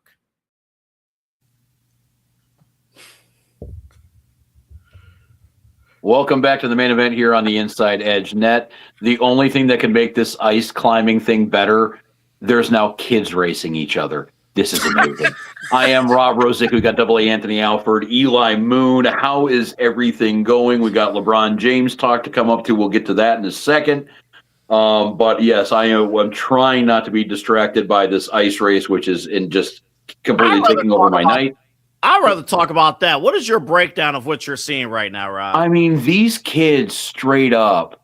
I mean, there's one here. It looks like he's 6 years old. I mean, we're not talking about like high school kid. We're talking about small children who are trying to climb this ice. It's like you got a staircase, flat part, and then another staircase. And they're all trying to get up this thing, and they are just getting bombarded by adults with water guns and everything. He just took a complete ass first right down this whole thing. What happens if somebody gets hurt? Like, what happens? I mean, everyone's smiling right now. I don't see any tears happening, but yeah. That's how it starts. That's how it starts. And you know what happens? You go ice skating with your entire family, you almost break your ankle on the ice track. Well, let's not dive into my trauma, my past. But look, that's all I'm saying is, it starts off good. But then this one little guy just stood up. He was trying to stand up. And there was a kid underneath him trying to push up to try to stand up himself. He slipped and did this this was right out of MMA. It was like this perfect spinning, sweep the leg Johnny, and just took this dude straight up out. All this dude was just trying to do was just get up and try not to die. It was everyone's smiling though. Yeah, that's what everyone looks like they want to be there. Yeah, I'm sure money will do that to you. I'm sure they're all getting paid pretty That's handsome. what the third place game. I'm kidding. Go ahead. Yeah, but these are multi-millionaires. This is Johnny's college fund right here. This is no. They're talking money. to the winner of this race who cannot be 10 years old. He is not even close to what it. No, we got to get footage of any random event that is aired on the old show. And we got to do a serious X's and O's breakdown. Yeah. We just pull random clips of whatever they show at the old show, and we do a full X's and O's breakdown. We got to do that next week or the week after. I think that wouldn't be a bad idea for you ever see Mystery Science Theater 3000? Yes. They got the bad horror movie up there, and then there's the little, or the sci-fi movie, and there's the little silhouettes. And they're just making fun of it the whole way. I think we could do something along that line. I think there has to be something out there with no rights that is just equally as bad. Oh, my God, now it's junior girls race. Jesus Christ. This is going to get medieval. Dude. Because they know when we're talking training camp for 6 effing weeks. There's one that's 2 feet tall. Jesus Christ. I'm not usually one against fun, but somebody's got to step in and look out for these people, man. There is hundreds of people watching this. I'm not going to say thousands. There's hundreds of people watching. If they're having fun, who are we to step in? And I just saw the race start. They cracked the starting pistol or whatever, or they hit the beep, and all 7 contestants immediately took one step and face planted. I'm just saying, everybody has fun until it's not fun, is all I'm going to say, AA. Everything's fun. Going sledding, and then you wipe out until you land onto a sheet of ice. Things are fun until they are not fun. Why did I just Google ESPN old show, the old show? And one of the first things I see, the 2025 Slippery Stairs races. That's exactly what I'm watching. That's exactly what I'm watching. That's exactly the word for word. Yes, is exactly. And the screenshot, there are multiple people, and all you see torn ACLs left and right. Well, I think the kids concussions and torn ACLs. The kids would fare better than the adults because, when you're a kid, you could fall out of a 20-foot tree and just skin your knee and walk away and be fine. You're pretty malleable as a kid. If that's our age, if you have an over 40 in that situation, man, you got paramedics standing by. That is going to happen. Yeah, I did. I think I shared with both of you guys separately, at our my grandma's repast last weekend. All of us, former kids, we're all sharing man, we got one more game in us. And meanwhile, in the same conversation, I have this injury. I just recovered from that injury, but I had to get iced down. I'm like, one more game, man. We better put the ball away and pick up the sticks. Yeah. Yeah. And right now they're showing this little girl. She is trying her hardest to get up here. Like they've already had a winner here and everything. But I think the way, like I saw the rules saying, if you have to be at the top of the thing until the end of the race. So like there's a potential like somebody could be coming up there and like King of the Mountain style just yank your ass down. Oh, but they had this little girl doing everything. Like she's like bear crawling up this thing, and then there's like adult human beings. This girl is giving it her all and just dumping buckets of water on her face and just like super soakers and just like laughing their asses off. And she is working her ass off to just try to do it. You want to talk about, like, we talk all the time, and we did with Love Island about the origin story, like the villain origin story. That's that girl's villain origin story right there. I'm telling you, when we find out that she wants to take over the world when she's like 25 or something, this is why. Yeah, it's like the new Candace Owens or something like that was like birthed right then and there. But yeah, so this. Man.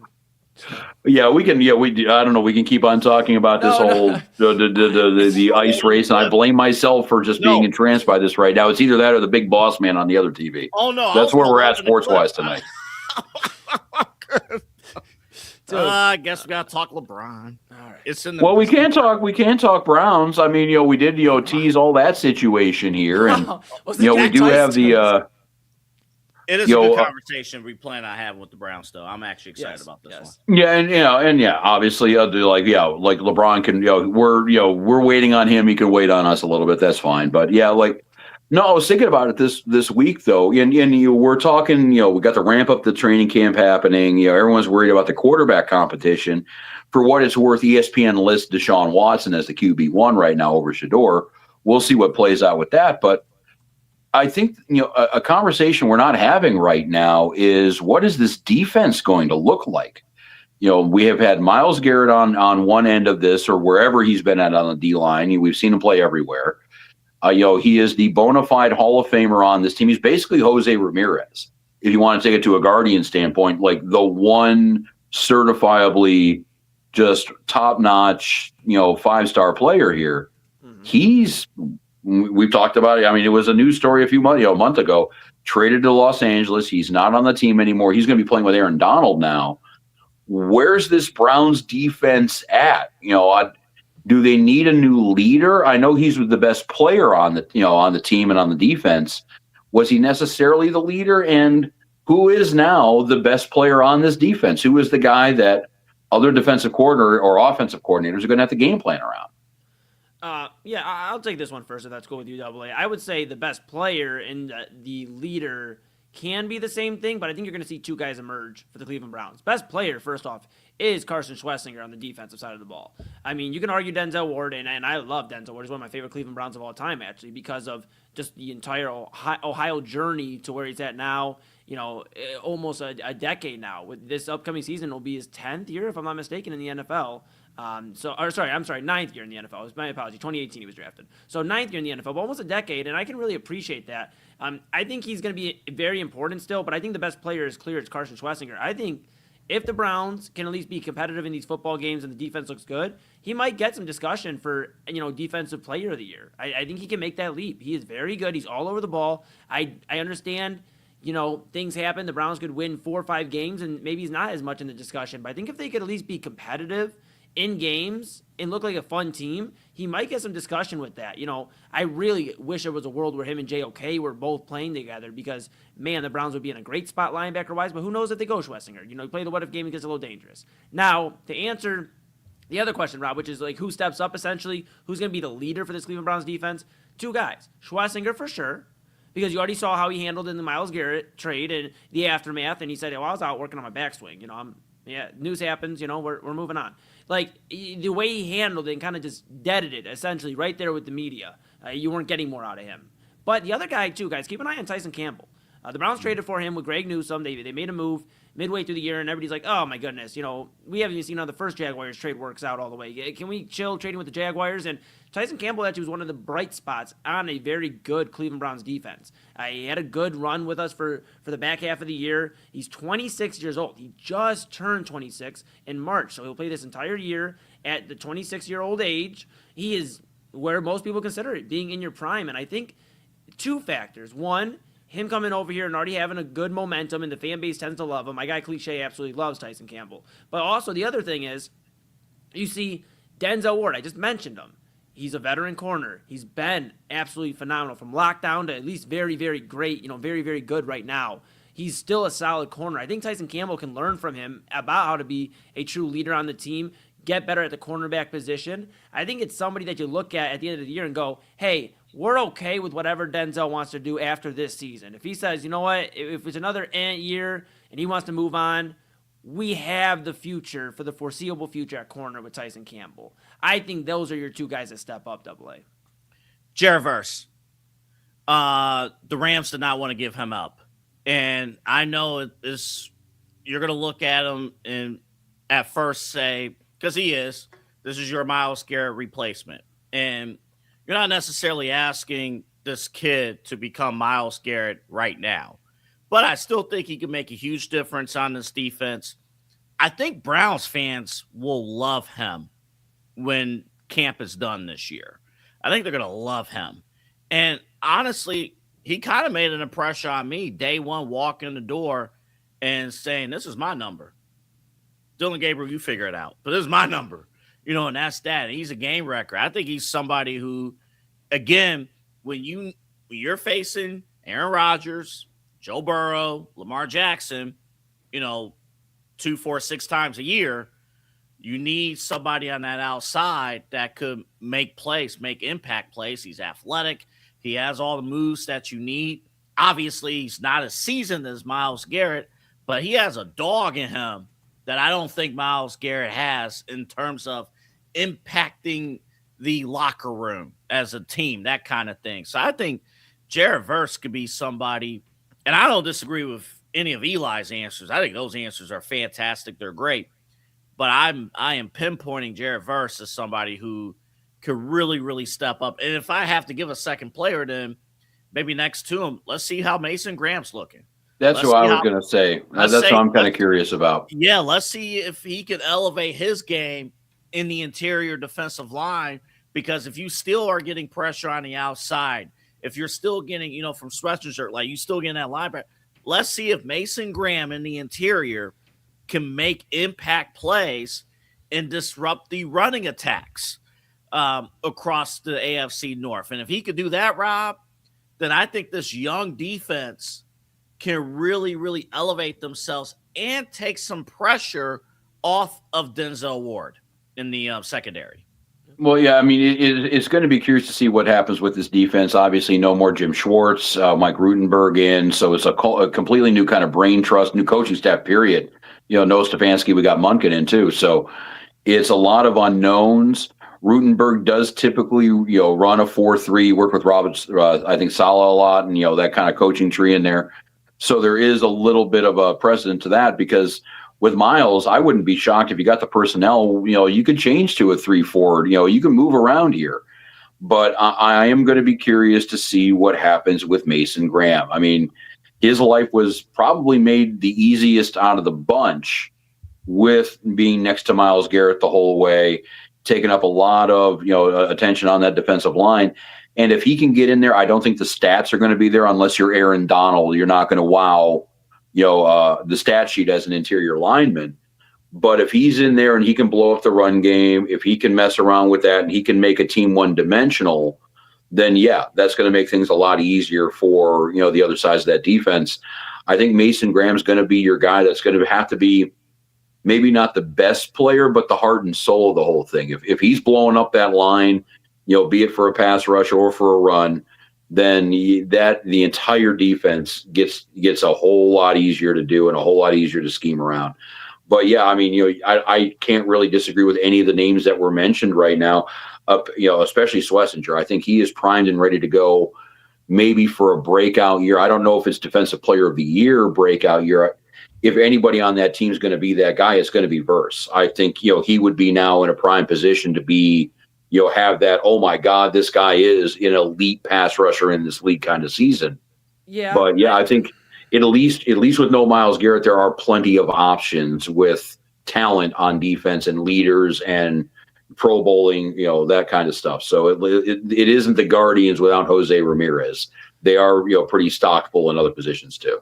Yeah, and the one thing to keep in mind too, I mean, I don't think we're going to have too much disagreements here, but just in terms of the discussion, Schlesinger and Verse, a few years apart, but they're kind of already on the same trajectory, at least, based off his rookie season. I mean, Schlesinger is one of the young star linebackers in this league. He won, Defensive Rookie of the Year, and I'm sure Rozycki is reacting towards the ice stairs, but... They're throwing balls at him now.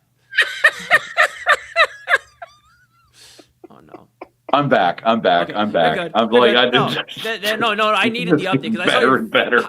I saw your This face is go. turning into my favorite sport of all time. His eyes was just. Yeah, he went. I was like, well, I know I didn't Well, say see a anything dude crawling alarming. up the stairs, and it's like dodgeball and Vince Vaughn. He gets a red ball right in the face. Like, what the hell's I was happening? like, was my Carson Schlesinger take that crazy? He went. No, you're fine. You're fine. But no, I'm back. they're good. They're around the same trajectory right now, essentially. In terms of Verse has got a couple years on Schlesinger, but I believe he is one of those players that can kind of make that leap. And I think what he's done on the field, off the field, through training camp, the way he spoke to the media, I think that is something to keep an eye on with Schlesinger. Now, the one thing I'll say, guys, and the reason I lean towards Tyson Campbell too, I think fair points with Mason Graham, fair points with Jared Verse, but those guys are going to help each other. Like, I don't think it's going to be on one or the other. And that's why I lean towards Schlesinger for my other point, Rob, about him being the defensive player of the year potentially, or at least in that discussion. Because I think you're going to have some Jared Verse games. I think you're going to have some Mason Graham games. But they're like, my little brother and his best friend played football growing up, and everybody called them peanut butter and jelly. Well, that's what I like to think of with Mason Graham and Jared Verse. Like peanut butter and jelly. You can't go wrong when they're both right there on the line rocking with each other. But I don't think it's not, I guess maybe I sympathize with the corners a little bit more. When you're on an island, when you are literally out there, what they call Revis Island, when he was out there doing the thing, there is a lot going on for a cornerback. And I'm not discrediting what Graham and Verse will bring to this team, but it's been a minute since the Browns have had a truly lockdown on both sides secondary. They had it for a quick moment. Martin Emerson, you had guys in here that were making, Newsome even was playing ball for a little bit here. Delpit's obviously still with the squad, but you had guys that were really go out and get it. And the more I watch this league continue to transition into a pass-first league, and you have your rare occasions of the teams that still run the football very well, if you have a cowbell or whatever, a workhorse, you see so many teams winning by passing the football now, guys, that I think it's almost imperative. I think I'll double down on it. Not even I think, I will double down on it. Tyson Campbell, he needs to be one of the main guys making a big step on this defense this year, or the Browns are going to be in a bad spot at cornerback moving on. I know Denzel, it seems like he's going to retire as a Cleveland Brown, but he's getting older as the years go on. Obviously, that's how it works. And then you have Tyson Campbell. Besides that, guys, you got a lot of kind of like, let's see what happens with this cornerback room. Miles Harden's in there. I get that. Michael Coates. You don't have a lot after those two. So it's going to be so imperative that Tyson Campbell picks up more veteran leadership from Denzel Ward. And then he also can make that next leap to where if things don't go our way this year, which has been more of the case than not since 99, then if they do have Denzel Ward come to him and go, hey, Myles asked out last year. I waited one more. I want out as well. Okay, we're not sitting there with our pants down because, freaking Denzel Ward walked out of town and now we have no cornerbacks. And now guess what? We talk about these top first-round picks. We want to use it on a quarterback if we got to figure that out or this or that. Buddy, if Denzel Ward isn't on this team after this offseason and you don't have a lockdown corner, get ready. You're drafting another corner. This is a Joe Hayden draft coming up. You're drafting a guy in the first round at secondary. So I just think that's why it's so imperative with Tyson Campbell. The Browns don't have much back there, at least on the line. You have Verse, you have Graham, you also have Alex Wright, who the Browns did ink to a multi-year extension in the middle of the year last year. There are other guys that I think it's going to be a committee thing. You're going to have Verse games, you're going to have Graham games. But when you're out on that island as a corner and you're the only other guy with some sort of a reputable name right now based off how you played last year, I just think that's the most important right now. And I think that's where a scheme is going to really be important in seeing the transition, between the two different coaching philosophies. So we'll kind of see how that plays out. And Eli, you kind of stole my thunder in terms of Denzel Ward in the sense of if the Browns as a team, if they don't have W's, as many W's as we need early in the season, Denzel could be trade bait.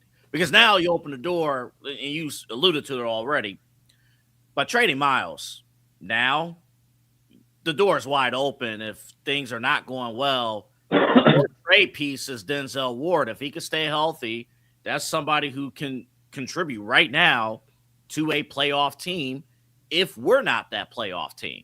Yeah. Well, and all the names that we've mentioned, all besides Denzel Ward, all the names that we've mentioned, if it's Mason Graham, if it's Verse, if it's Schlesinger, they're all 3 years or less in the league. They're all young players. And I think we can kind of see with the way this defense is built when they think their window is going to open, and it's not right now. And Denzel's probably not going to be there for that. So same whole argument with Myles Garrett.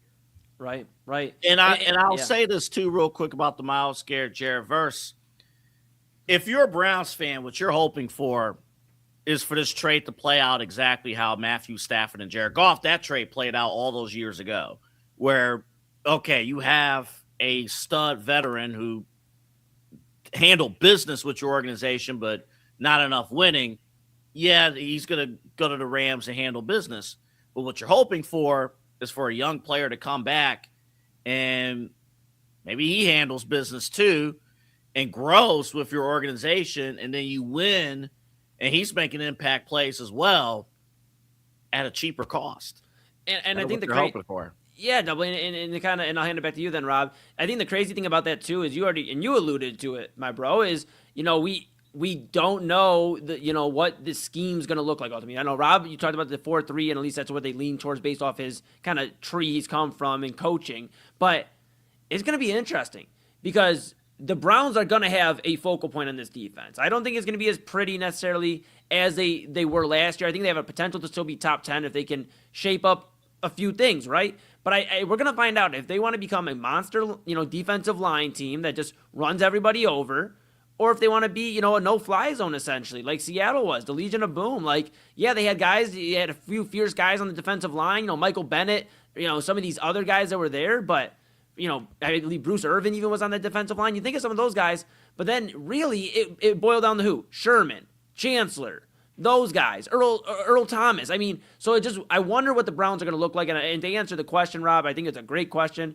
I think we'll find out essentially what the Browns defense will look like for not only this year, but for years to come, hopefully under Mike Rudenberg, based off of where their strengths show, because they are light on cornerback right now. Defensive line-wise, I don't think there's going to be just one guy. I think it's going to be a committee thing. I'm a little worried about the secondary, if you couldn't tell. That seems to be kind of the way the new NFL is working, where, you have 6 defensive linemen that just kind of rotate in and out, and Myles Garrett kind of, again, like a bell cow back, kind of broke the rule because he was that good. So, yeah, I mean, I think it's going to be dictated on, what personnel pans out and what personnel doesn't. If you got a lot of linebackers, if you got, dudes behind Schlesinger that can play pretty well, then okay, we might think about a 4 linebacker set. If you got, guys playing with Mason Graham very, very well, if that is a deep well of talent there for a rotation, okay, 4-3 it is. But, I think that's, if they're smart, that's going to be where they want to go, is where the team pushes them. So, but I do like the idea of a new coaching staff, a new defensive coaching staff, where really anything could be up and, it's a lot of wild cards here. We don't know all of the stuff that we assumed the last 6 years under Stefanski isn't now 100%. The Steelers are dealing with the same thing. Our Ravens are, like Harbaugh and Tomlin. They've done things that way for 20 years. All the fans now are sitting here going, all right, what are the new rules we're playing by now? So we're going to find that out with the Browns, even though we're a lot more seasoned with that particular team than we are with maybe the Steelers or the Ravens doing it. But there's a lot of wild cards. I just want to make clear, the most stable franchise in the AFC North right now is the Cincinnati Bengals. Yeah. What? We ought to be ashamed of ourselves. What is it right now? The whole thing going on with the AFC East at this point. The most senior coach in the AFC East, I believe right now, is the New York Jets. Correct. That's why they're going to be a playoff team this year. Because Miami and Buffalo just switched up their guy. Vrabel was hired right after. Yep. Yeah, So the dean of the coaches in the NFC East has been there a year. Are you ready? I know we got to go to break. Are you ready for the Geno Smith Jets comeback run? Are you ready? You're still on that? I would have thought you forgot about that in the last couple of months. That it was a passing fancy. It was a phase. It was something that frosted tips for me in 1999. Like I didn't think it was going to be anything serious here. Do you still have pictures of you with the frosted tip, Rob Rozycki? Not that you know of. No, you got. Now that you mentioned it, you got. All right, just said no. Okay, bro. We just talked about Kyle and his parade float sized head with the meme of the week. The last thing we need out there is me looking like I'm in a boy band. I'm sorry, it ain't gonna happen. Look, the main event group chat is a safe place. Nothing ever leaks out of there. We are good. We're good. All right, whatever. Eli, I hate to break it to you, and I respect you, and I've known you for 10 years. I don't trust you with that one. I just don't. Fingers are crossed. Okay, all right, set it to break. I'm ready. All right, this is the main event here on the Inside Edge Net. I am Rob Rozycki. Yes, I did have frosted tips back in the day, and this is my punishment. But yes, we have Anthony Alford, Eli Moon up next. I guess we'll have to talk about LeBron a little bit. If not, we'll go into news and notes and figure out another way to keep this can kicking down the road. But yes, we got news and notes, what we've learned. We got the king still wandering around looking for a kingdom. We'll be right back here on the main event Inside Edge Net. I'm Rob. We got Double A. We got Eli. And we got you. We'll see you soon. Key On Sports is the leader in Ohio high school athletic coverage in written, print, and video streaming. From the latest news and results and written content to the high school football game of the week every Friday, Key On Sports has you covered. The vision of 15-time published author Vince McKee has become the most trusted site in Ohio high school athletic news. From podcasts to player profiles, Key On Sports is your one stop for all of it. Visit them today at keyonsports.com or on YouTube at Key On Sports. Check out their socials on Twitter and Facebook as well. Clean energy, bold flavors, and no jitters. See why people won't shut up about Dubby. Clean energy, no jitters or crash. Whether you're starting your workday or getting ready to exercise, Dubby Energy helps you lock in and focus. With over 15 flavors to choose from, you can't miss. Order Dubby Energy right now by using the QR code on your screen and use the promo code InsideEdge10 to receive 10% off your order. Dubby Energy, your energy-focused sponsor of the Inside Edge Network, Cleveland's digital leader. Discover our collection of body mists made with clean, minimal ingredients. Handcrafted with natural essential oils and clean ingredients, they offer a natural alternative to synthetic fragrances. Perfect for sensitive skin and those seeking clean, mindful self-care, and the perfect gift for you or your special someone. Courtesy of Alley Rose Fragrances. First-time customers, use that promo code InsideEdge20 to receive 20% off your order. AlleyRoseFragrances.com, a proud sponsor of the Inside Edge Network, Cleveland's digital leader.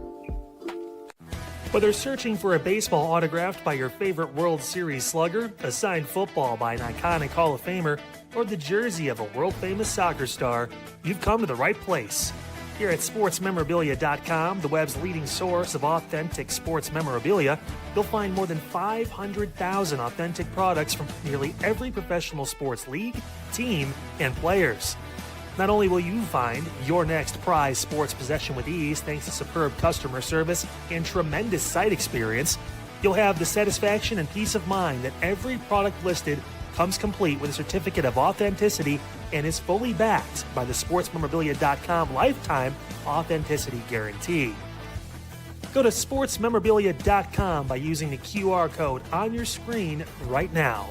Sportsmemorabilia.com, a proud sponsor of the Inside Edge Podcast Network, Cleveland's digital leader. Find us on InsideEdgeNetwork.com for the latest information on your favorite shows, personalities, and network partners. Plus, guess what? We have a merch shop. That's right, we have network polos, t-shirts, champion jackets, hats, and bottles. Rep the network. Every purchase supports independent sports and entertainment media. Use the QR code on your screen right now to check out InsideEdgeNetwork.com. That's InsideEdgeNetwork.com. Fanatics isn't just our name, it's who we are. Loyal, passionate fans dedicated to our favorite teams and to the sports we love. That's why we're honored to be able to offer fans the world's largest collection of official sports apparel and sports jerseys from all leagues, teams, and players you love. We feature a wide selection of gear from every league, including the NFL, MLB, NBA, NHL, and NCAA merchandise, which allows us to serve fans of football, baseball, hockey, basketball, lacrosse, soccer, golf, and, well, everything else that gets your heart pumping. Go to fanatics.com by using the QR code on your screen right now to celebrate your teams. That's fanatics.com, a proud sponsor of the Inside Edge Network, Cleveland's digital leader.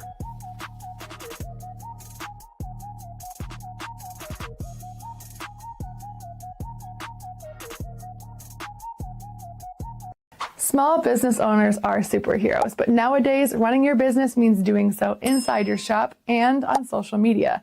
That's why you should make Omega Video Marketing your sidekick. With a decade of content creation experience, I create dynamic, informative, and fun videos for your specific social needs that will increase brand awareness, get you more followers, and keep your social pages and websites current and fresh. I offer flexible pricing and turn times and will work with you to understand your brand and your story. All of that comes from the heart. My award-winning expertise is just the cherry on top. So let's get connected. After all, your brand is the alpha and my expertise is the omega. Discover our collection of handcrafted candles. That's right, every product is thoughtfully created in small batches free from harmful toxins for mindful everyday indulgence. Our candles are hand-poured in coconut soy wax with natural wood wicks, offering a long-lasting burn and rich fragrances. Create a cozy, safe ambiance for your home with candles from Alley Rose Fragrances. First-time customers use the promo code InsideEdge20 to receive 20% off your order. AlleyRoseFragrances.com, proud sponsor of the Inside Edge Podcast Network. Mosser Moments Photography is a husband and wife wedding photography team based in Cleveland, owned and operated by Inside Edge Network's very own Ryan Mosser and his wife Hallie. For the past 10 years, they've captured more than 100 weddings across Northeast Ohio and beyond, always working together as a true two-person team. Their style centers on authentic, emotional storytelling, documenting the real moments between two people in love and creating images that feel natural, comfortable, and true to the couple. Rooted in Northern Ohio but inspired by their travels, Ryan and Hallie bring a warm, personal approach to every wedding day. Their work blends experience, consistency, and a genuine passion for helping couples relive their best day through timeless photography. Learn more at MosserMomentsPhotography.com by using the QR code on your screen right now. MosserMomentsPhotography.com, a proud sponsor of the Inside Edge Network, Cleveland's digital leader. What's up, guys? Awesome show today on Unfiltered. Got into a bunch of different things, including this whole parasite outbreak now hitting Northeast Ohio pretty damn hard. Don't eat the lettuce at Taco Bell. Please don't do that. Also, talked about President Trump's remarks. We also talked about the ongoing situation involving North Royalton Police. There's a lot that we got into here in the local news side of things. And we unveiled the meme of the week. AA looked great. Those are up on the Facebook page, Unfiltered with Kyle Cornell. Check us out on Monday. The next picture for you to submit memes, we'll have that and all the different local breaking news. And over the weekend, did LeBron finally make up his mind? Who knows? We'll figure it out Monday, 5 p.m. right here on Unfiltered, all along the Inside Edge Network. I'll see you then. This is one thing I can say with confidence. LeBron does not care about holding the league up with its schedule. He will make them wait until he is good and ready to make a decision. You know what? That was ESPN's Brian Windhurst just basically throwing a bunch of stuff at the wall and hoping some of it sticks. This is the main event here on the Inside Edge Net. And I'm Rob. We got Anthony and Eli. Now we're in the second half of the show here. I guess we'll talk about LeBron. Yeah, we still don't know where he's at. We still don't know any timetable on this decision. He made sure to use all the attention to make sure that every eyeball was on him at Fanatics Fest on Thursday and Friday with no announcement, even though he had two chances to do so. Guys, where are we at with waiting for, admittedly, a great player, but a player to make up his mind? And it seems like we're not alone. The whole league literally is waiting for this to happen. So I thought maybe LeBron was going to present the World Cup championship to Spain, and that's how he was. It would have been a better choice than Trump. I thought that was maybe the way he was going to announce it. Like, you know, he comes in, like the Scooby-Doo, the villain, you know, and he's like, boom, and he's like, I would have got away with the Two, if it wasn't for the World Cup being the same day I was going to announce my decision. You know, like, I don't know at this point anymore with them. I'm excited that, like, it seems like we may be closer to finding out than we were 19 days ago. But it just seems like, man, all the stake being put into this, right? Because it turned into, well, LeBron would be nice to add with, like, a Giannis or another star. And now it's like, unless I'm missing something here, the only star that's available is Draymond Green, who is a unrestricted free agent. Kyrie, I know there's been talks. Gray Schwartz, a Bleacher Report, floated out an idea where, and I think I had misquoted a few weeks ago, so my apology, but Dallas, sends Kyrie Irving over to Cleveland. James Harden would go to Miami.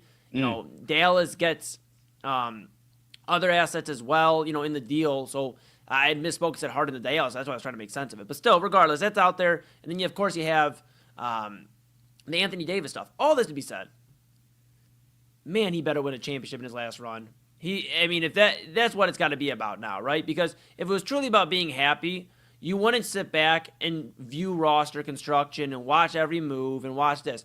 What exactly is being happy to LeBron James? I think that's been the biggest question we've had in terms of this run, because it came out, well, his wife, we want to make sure Savannah's happy, and that's understandable. Yeah, be a great husband. Yeah, do your thing. Like, okay, you want to win. Okay, that's understandable. You've been pretty dominant most of your career. But, like, what exactly is the driving force? Because at this point, to me, you've been waiting 19 days. You've seen almost all the moves transpire that are going to shake a roster. There might be one or two more surprises.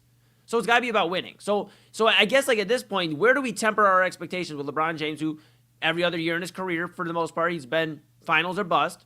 Is that the expectation we're now putting on a potential final season for LeBron James wherever he goes, whether it's in Cleveland, whether it's in Miami, Philadelphia, Golden State? Is it championship or bust? Because I feel like if he would have just made this decision when free agency immediately came through, okay, you know what? You wait a few days, the LeBron effect, now you make your decision. Okay, that's fine. You have taken free agency and the entire NBA schedule, the offseason, everything hostage. So if this doesn't amount to a championship, I think he's putting more of a damaging look on his legacy. I'm not saying he wouldn't be considered one of the best players of all time still, but all the hoopla, I think people, for the most part, are starting to finally get tired of it after 20-something years. He's a great player. He's phenomenal. I love what he does for Cleveland. But he's done this song and dance. Autumn Chisholm was talked about on the Daily Spiral, about she's gone through this. We've all gone through this multiple times. Song and dance with LeBron James. I love him. I appreciate what he does for the city.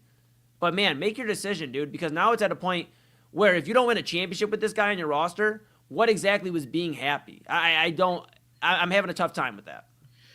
Honestly, me personally, I'm less stressed about it than everybody else, just because, the teams need to figure out what's next, depending on what LeBron does. Obviously, the NBA needs to figure things out so they can make a television schedule this fall. TV partners want to know where LeBron's playing so they can make marketing plans, again, with the TV schedule. So as a fan, there's nothing else we could do. And then one quick thing, too, to monitor. Wherever he goes, let's say it's not here, let's say it's somewhere else. Does he sign for a year or does he sign for 2 years? Because if he only signs for a year at, let's say, Miami, we're doing this again next summer. We're going to do this again with the added option of potential retirement. But I heard multiple times at Fanatics Fest and different podcasts and stuff, he kept referencing 2. He kept saying 2 years. So I think no matter what, he sees 2 years in his career. But we got to be very careful after he makes this decision. Does he sign a 1-year deal or a 2-year deal with one organization? Or a 1-and-1. A 1-and-1, right? Well, he did that here for all of and I think, though, when it comes down, and again, we have no say in this. We have no kind of call in this. We're along for the ride. Right. And that's everybody. That's Brian Windhurst, that's Stephen A, all the way down to us. But I think there's a couple of factors to play. We talk legacy. First, I think Cleveland is about the only spot he can go to and not win a title and still have the legacy preserved. He won it here before. He has the history here. And I don't think anybody historically would look at him and frown on the idea of coming back home to finish your career. The other part of Cleveland in this mess, maybe other than Miami, But if it's Golden State, Minnesota, Philadelphia, Denver, Utah, where AA wants to send him if he takes too long, if it's any place besides Cleveland, legacy-wise, the carpetbagger idea just keeps on going. It is we're just going to jump on the bandwagon with the team that looks good, and that, like it or not, true or not, is going to shape LeBron's career and legacy to a point where he jumped onto a big three in Miami. He retooled it with a big three of his own in Cleveland, and was run carte blanche over that organization. He went to LA and got what he wanted there on a super team, basically. Like, it seems like wherever he goes, like, if it's not Miami, Cleveland is about the only other spot where I don't think he would be seen as maybe not quite Kevin Durant, but one step lower. Now, is there something to be said about winning titles at multiple cities? Not like if his fourth team is not Cleveland, a retread. Miami, yeah, like if he wins in Philadelphia, should us as fans acknowledge the fact that he went to another town and won a title? I mean, you'll have that part of it. And I think that's what it'll turn into on the whole idea of not, the no title expectations, working here, but not anywhere else. He would have to win a title. He would have to be that guy wherever he went. The NBA, the Larry O'Brien trophy just followed him. Like, and that would have to be what happens. And I'll be honest, and LeBron's a great player, and he's definitely, better than Shaquille O'Neal. That's saying a lot because Shaquille O'Neal's a great player. But I think he'd have like a Shaq feel on that Philadelphia team. That is, respectfully, that is Tyrese Maxey's team. That is Jaylen Brown's team, even to a degree. And he hasn't even played a single minute there yet. Joel Embiid, like, these are other guys that are there that have already established themselves in Philadelphia. And if we're trying to convince ourselves that Philadelphia fans, with all their track history, would be like, well, LeBron, we appreciate you so much in our city. Sure, maybe talked about the four-city thing, doubly. That's a very fair point. But I just think in the city he goes to, it matters too, because if you're looked at as like, okay, we just brought you in as essentially like the extra oomph to get it done, but we already had our guys we plan on building the future with, because that's where Philadelphia is at. Even if Joel Embiid never plays another second of basketball, which isn't likely, obviously he will, but you have Tyrese Maxey, who's sub-30.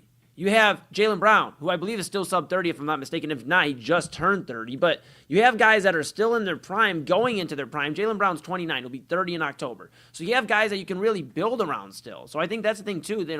You got to be careful with where you go, because now it's like if you were just having fun, you would have already signed with Golden State.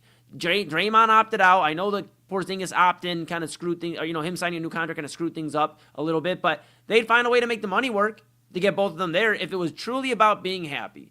But I think LeBron is just waiting until every last domino falls to go to where he's going. Well, you bring up another point in there with the another aspect to this. You go to Philadelphia, you got Maxey and you got Embiid. You go to the Golden State, you got Stephen Dre. You go down to Miami, you got Bam, you got Giannis. You go to Denver, you got Jokic. You go to there's every other spot. It's somebody else's show. Mm-hmm. And then the other thing is you throw in all these other cities. Golden State, is he the best? Would he be the best Warrior of all time? No, that's going to go to Steph Curry, maybe Klay Thompson, maybe Nate Thurman. If he goes down to Miami again, honestly, yeah, well, yeah. If he goes down to Miami, you got Shaq, you got D Wade, you got all that history down there. You got Zoe, you got all that. Even though he already has a legacy there. And same thing with Philly. You got Dr. J. You got the history there. He's never going to be the best Sixer of all time. He is the best Cavalier of all time. And there's nothing he can do to come back in 2 years and change that legacy, no matter how bad it could look. He's still the best Cavalier of all time. He's the king of this castle. And all due respect to Donovan, we love Donovan. He's led this team admirably the last few years. Even he would probably take a back seat to what LeBron wants to do. And if he is the scoring option, if Donovan or James Harden would be the number one scoring options, is going to be because LeBron let it happen. So my vibe in all this, I think Bron would like to come back here if the circumstances are right. Now, I had a gut feeling that he's going to Golden State I have weird vibes that Golden State is the team that he goes to. I hope I'm wrong. I really do.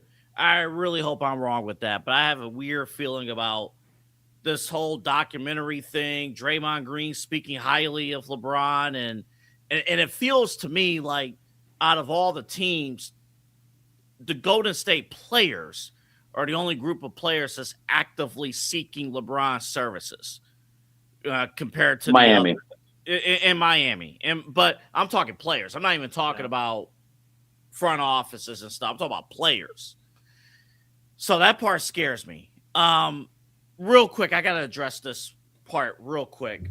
At the beginning of this segment, we played the Wendy clip from ESPN about LeBron doesn't care about time or anything like this. And I'm glad Rob's on with me because he knows where I'm going with this.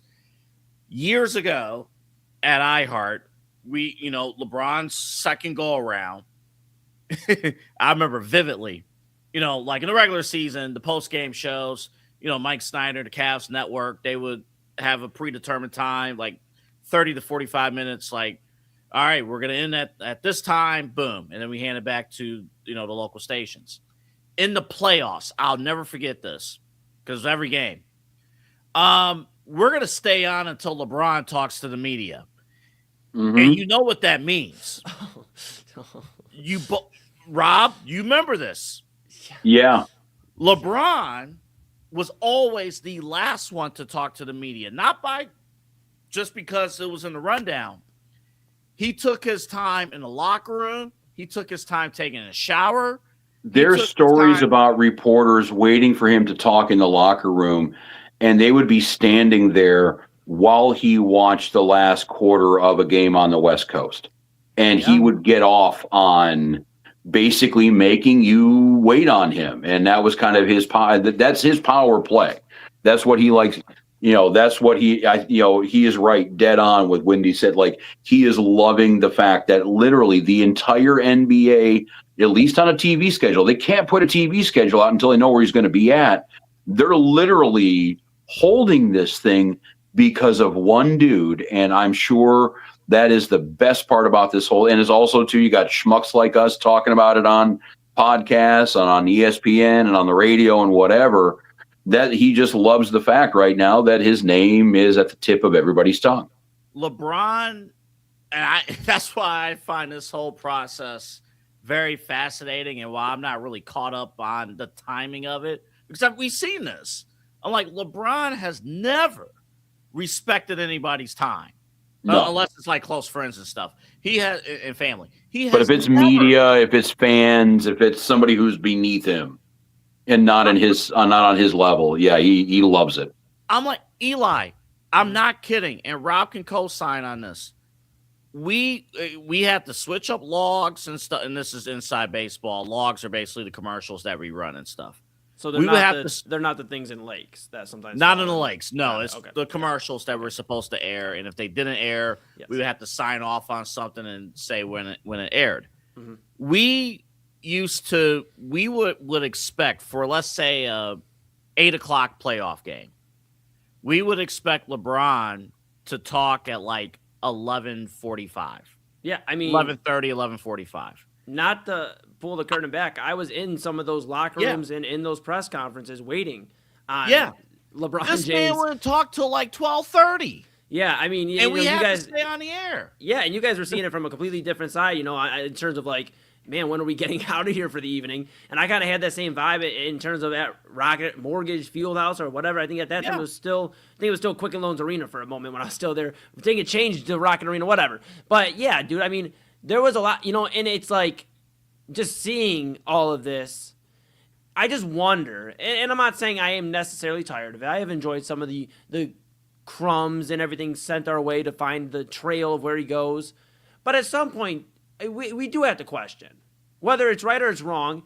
Does it start affecting like some of the legacy? Because when we talk about legacy, we don't just talk about on the court. We talk about, now we do to a degree, but we always talk about, well, this was the Mamba mentality when we talk about Kobe. This was the Jordan mentality. And it just seems like, and Rob kind of hammered it home earlier a little bit, the LeBron mentality is, if it's not, it can't be too hot, it can't be too cold, it has to be just right. And it has to be at the exact quarter, half hour or half hour, a quarter on the hour, whatever, when I want it. And I guess it's just at some point, I'll be honest, and I know the generations our generation may not get tired of it. I get it, but I do talk to, people around me in their 30s and 40s that are like, man, this was cool maybe my 20s when he was doing this the first or second time. This is now go around 4 of this. Well, you got to remember when he was doing it in 2010 and then even, with, Cleveland 4 years later, this was a dude that putting him on your roster instantly put you in the NBA Finals. Right. Maybe not win the whole thing, but you were in it no matter what. And that he isn't that guy anymore. He isn't. Right. He's a great piece on a championship team, but he's not the game changer that he was maybe 5, 10, 15, 20 years ago. Right. And that's my big thing, I guess. Like I only really have one more strong point on this, and then I guess like what I've, at least for tonight, what I've thought about for the Cavaliers, and maybe I'm wrong, and maybe by prime time tomorrow at 10 o'clock when I'm smiling with my guy Chad Bryan and we're chopping it up, maybe I'll have a different take. I think the Cavs have played themselves this offseason. They have absolutely played themselves. You got more fascinated with LeBron watch than going out and actually pursuing other stars, whether it was being more aggressive in Giannis talks, whether it was being aggressive in Jaylen Brown talks, whether it was any other move, for goodness sake, that was out there. I am not saying LaMelo Ball on this team or Ja Morant, but you're telling me we didn't even put a feeler out for some of these guys that, barring a different situation, could, we talk about James Harden just needing a fresh situation. Who's to say a young LaMelo Ball or Ja Morant? And again, it may not be the fit, but we have not seen this team be aggressive on any person but one, LeBron James. That's not winning you a championship by himself. It's not. You just said the word, though, fit. This team's locked in on their core 4, unless LeBron James walks through that door. But they're locked in on the core 4. So they're not going to – they have more – and Kobe Altman's whole sales pitch was the core 4. I do think it's inexcusable not to seriously consider that Giannis trade earlier in the year. I think that was blatantly inexcusable. And I don't want to hear about the injuries and things like that. What are you doing? But that's tough. Let me sit on that legacy. We're close to the end of the show. I know we got more stuff here. Let me sit on that legacy question with LeBron for a day, because my answer is going to take longer than 30 seconds. Let me sit on that. I think it's like no matter what, I think it's going to be his legacy. There's going to be has to be a footnote about like, hey, as great as he is just an absolute pain in the ass. I mean, really, when you get down to it, he's just. Real quick, there's another community element to it too that is in his favor. So, like, he has. I'm saying though, for like, if you're a coach, if you're a GM, if you're a teammate, he is a pain in the ass. Yep, that is true. I was just saying again, just devil's advocate. I just think from a community standpoint, like close friends standpoint, I mean. LeBron is closer to people in the NBA than Michael Jordan. I'm trying to tap into what LeBron. I'm trying to figure out what LeBron cares about. Although he will toss in, "Oh, I want to be the GOAT or greatest of all time." I'm like, these are the reasons why you're not in that conversation. You could be in this conversation, but you're not in that conversation. Yeah. I think the fourth stop, and then this is it, I got Rob, but I think the fourth stop's making it the messiest of all. Because if it would have just been, okay, you went to Cleveland, you did Miami, you came back to Cleveland, amended that, got your championship, and then, okay, you're in LA for the rest of your career. Okay, man, that's 3 teams. That's not really that crazy. Charles Barkley played on 3 teams. I know he didn't win a ring, but some of the greats played on multiple teams. It's not that crazy, but just the fourth go-around on this. That's all I got, Rob. I am tired of it a little bit. I can't lie. I am tired of this shit. I really am with this. I mean, we are almost in August, folks. I mean, is this dude waiting for every big event to pass till he announces it? I mean, we've had 4th of July. We've had, the World Cup final. We have Moon Bash this Saturday. Is he waiting till all the big events happen? Is that what he's waiting on? Back to you, Rob. He's waiting on at this rate, who the hell knows? Whatever's going on with this one. But, I mean, we'll keep you posted. I'm sure we'll be talking to you this time next week about still waiting for a decision.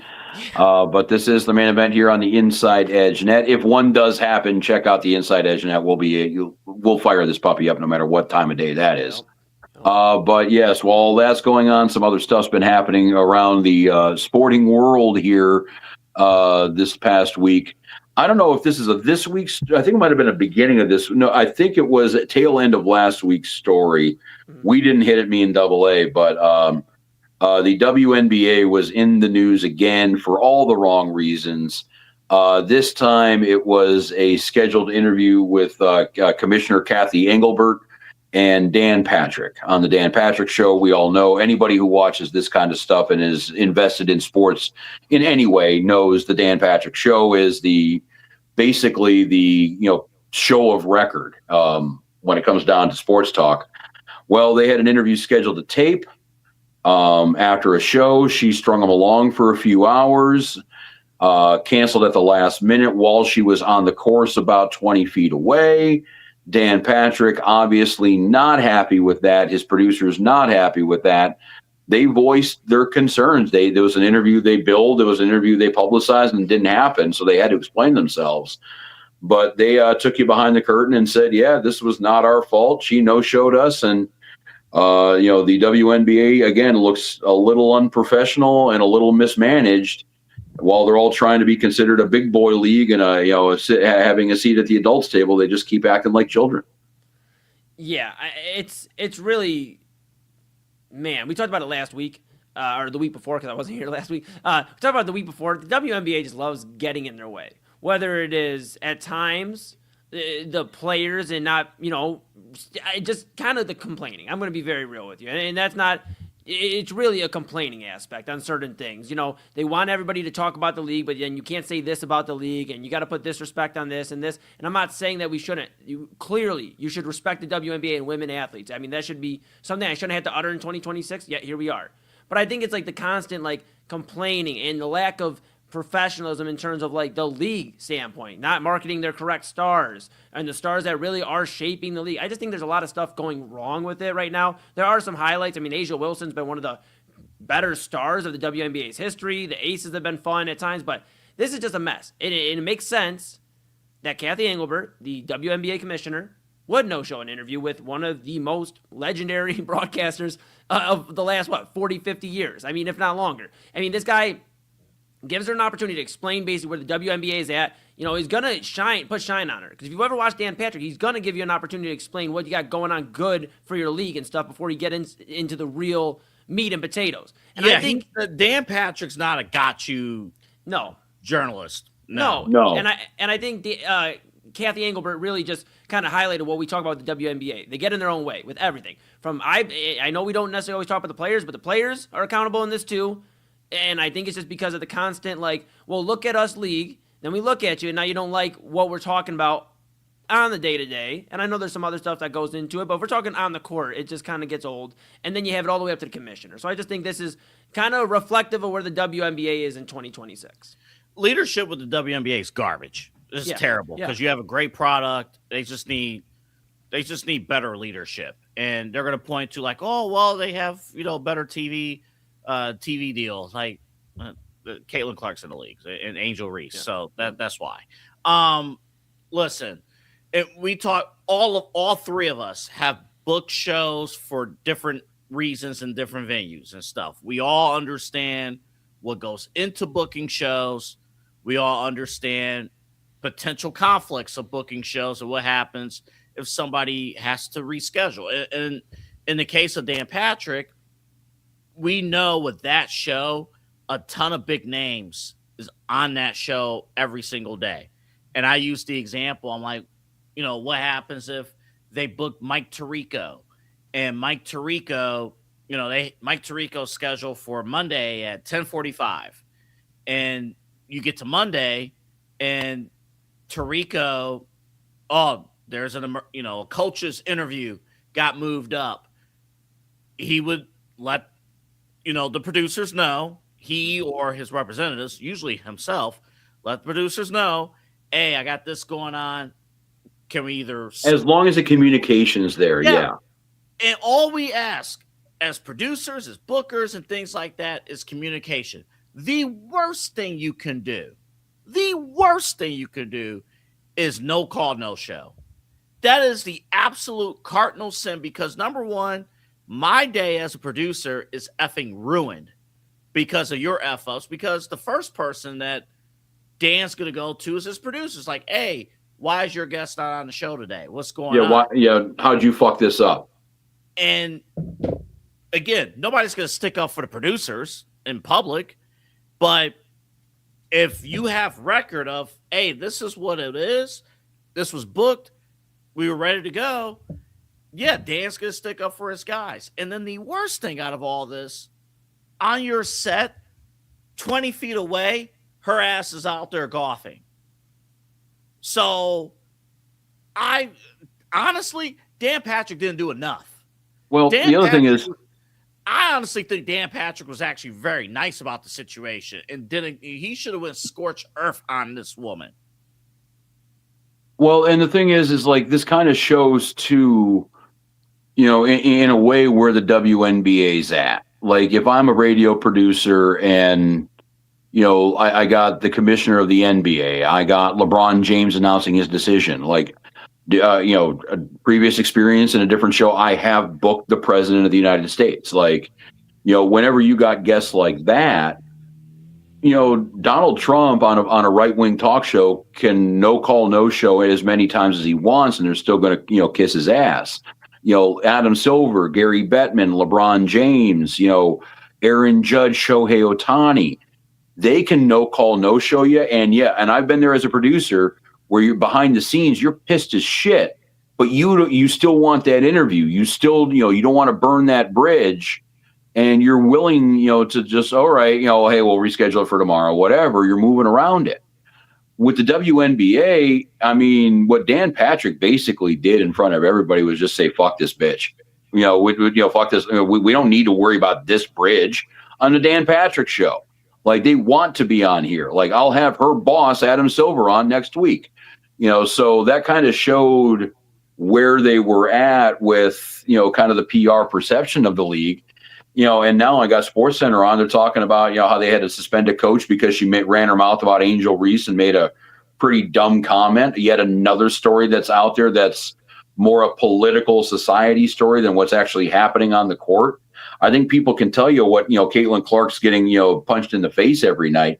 They can't tell you what team she's on, what the record is, where they're at in the standings, and where she's at as a player. Like, it's all is off field, off court bullshit.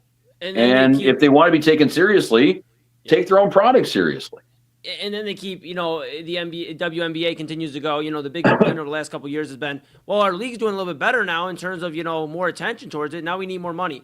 You know what happens when you work at any job or anything like that? They review anything and everything you've done, from performance to how you act in the office to whatever, wherever you're at. And they look at it and they go, you know what, you've done a good job. Here's a pay raise. Or maybe they don't. And then fuck that job. But, you look at it and they're looking at it with the WNBA and going, here's the off the court, here's the on the court. When we view all of the stories that are coming out about our league, it's more so what somebody said in a press conference or why somebody no-showed an interview or why we're not marketing the biggest stars in the league. It's never, so why are we, and this is, it's all process stories. Correct. And that's what I'm saying. It's like women athletes deserve to get paid. But you also have to look at, if you're comparing yourself to other professional sports leagues, which is what the WNBA does when they say, well, look at what NBA players make and what these other players make. You have to handle yourself in a light where people are going to want to constantly tune into your product. The NBA wasn't dishing out Timofey Mozgov type of money before 2016 because they had to get themselves to a super reputable brand over many years of hard work to get to that point. And I think they deserve to get more than what they're getting paid right now. I do agree with that. But this constant, well, look at the NBA. But yes, you have a crazy story every now and then in the NBA, but we're talking about on the court.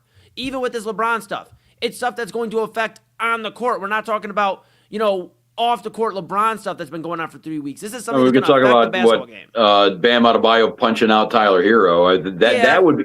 But sure. Again, you're right, though. The NBA has that multiple generations of an established brand to handle.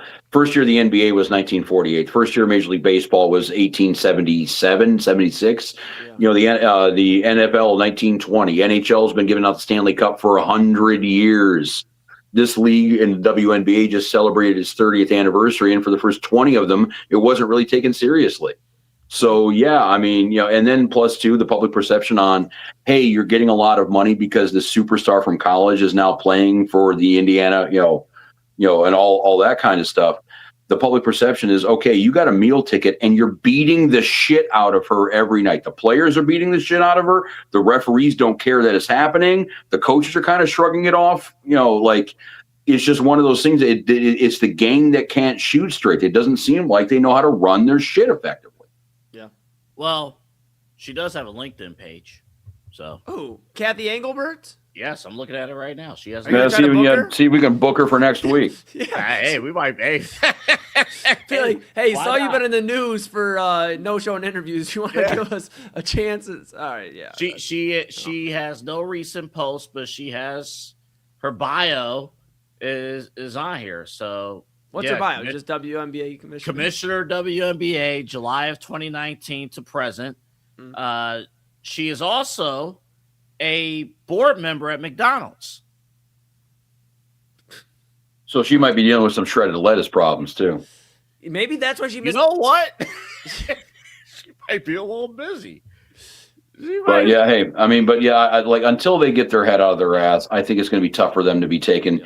And the other thing is too is what these women are going to have to realize is that they're not going to wake up tomorrow and have Kobe money. They're not going to wake up tomorrow and be the number one.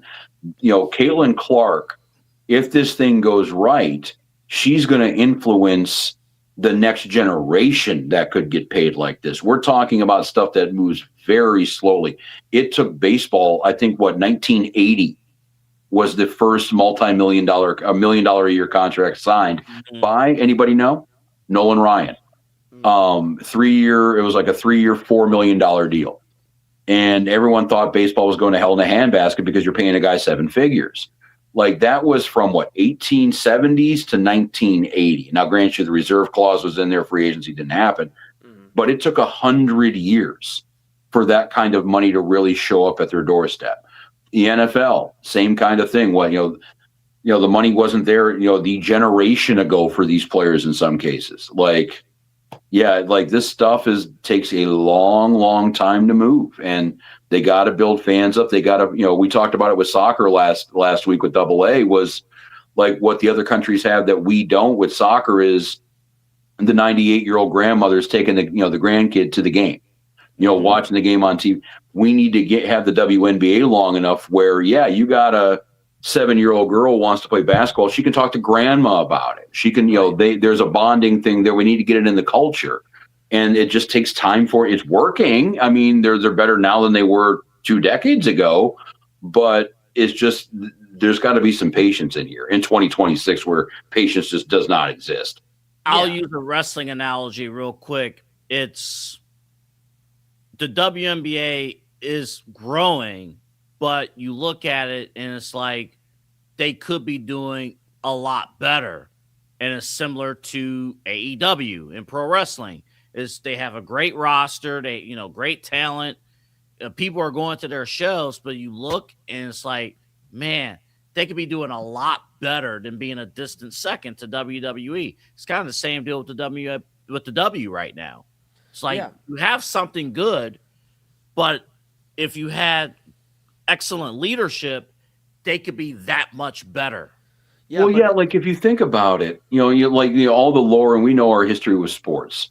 The NFL had Pete Rozelle. He brought the league in the 60s on TV, in color. He was the one that was presiding over it when they merged and put the Super Bowl in there. MLB had, good and bad, Kennesaw Mountain Landis back in the day with being the first commissioner and, the segregation we'll throw that in a second, in the corner for a second. But he cleaned up the game. He was seen as kind of the first big authority figure the first leader in Major League Baseball. The NBA, we could talk about David Stern and Larry O'Brien. All of these leagues that have come up and have broken through and have been around for 100 years, they've all had their founding fathers that you cannot do it without these people. And we haven't found that person for the WNBA yet. It's not Kathy Engelbert. I'll guarantee you that. Yeah. It's Yeah, it's not shocking. Everything we're talking about with the WNBA, you guys already hammered it. We've seen it though. It's just recent track history, even alone. And it goes further back. But I mean, Double A and I, we've talked about here on Main Event about Diana Taurasi and how, yeah, I mean, you have your opinion about Diana Taurasi, but you didn't really even know she was a star. You had other players coming through the league that could have been Girls marketed Swoop, better. Cynthia Cooper. Yeah, I mean, a ton of names. I mean, even for a minute you had Maya Moore who was making a splash. They could have marketed her out of UConn. I mean, Dawn Staley back in her day was a pit bull. Yeah, and it's like, oh, hell yeah. But even recently, like, the Caitlin Clark, Angel Reese stuff really ignited the WNBA. Like, created some sort of buzz where you had two people you just watched in the national spotlight and the national championship game. Okay, now we can follow their careers and have fun. And they've kind of botched this entirely. I mean, they've botched basically both of their names for better or for worse, and really for worse for both of them. The media and everything else, and they've had their own hand in it too, have botched their names. And so that's kind of turning into a failed experiment for the WNBA. And we'll see how they salvage trying to market their best player. But even, Rob, this one too, the Paige Beckers and Ozzie Fudd. I mean, the girlfriend situation, guys, where, okay, the number one pick was drafted to the same team as Paige Beckers, and it happens to be Paige Beckers' girlfriend. That, mind you, they won at UConn together. And now the first 10 questions to her is about how they're going to coexist. I just think it's an overall arcing thing. We talked about the commissioner. We talked about the players. It's the media. It's everything about the WNBA. It's just literally a WNBA fan's got to be sitting there like the everything is fine meme while the whole house is on fire. Like, it's just not. It's not. They botch every star-making opportunity. Yeah, and we'll see if they can write the leadership out. I don't know how much Adam Silver is going to have to do and maybe retool this thing. And it's not like he has been beyond criticism either. So we'll see what happens with that. I do know in a couple of years, Cleveland will be getting a WNBA team. We've already done the math. If Juju Watkins stays 4 years at USC, Cleveland should have the number one pick for when she comes out of college. So who knows? We might have that going here. But, and again, if it's going to be a local thing, I'd like it to be compelling. I'd like it to be interesting, and I'd like it to be fun to watch. So hopefully they'll be able to iron that out over the next couple of years with this whole expansion and everything going on with that. And we haven't even got into, and that's probably for a later show, NBA now seriously talking about expanding to Europe. This is going to happen. So, yeah, I mean, the WNBA better get their shit together, or the NBA itself will have a new belle of the ball, will have a new apple of their eye. They'll be worried about Europe, maybe not so much the women's game. But yes, this is the main event here on the Inside Edge Net. I am Rob. We got Double A. We got Eli Moon.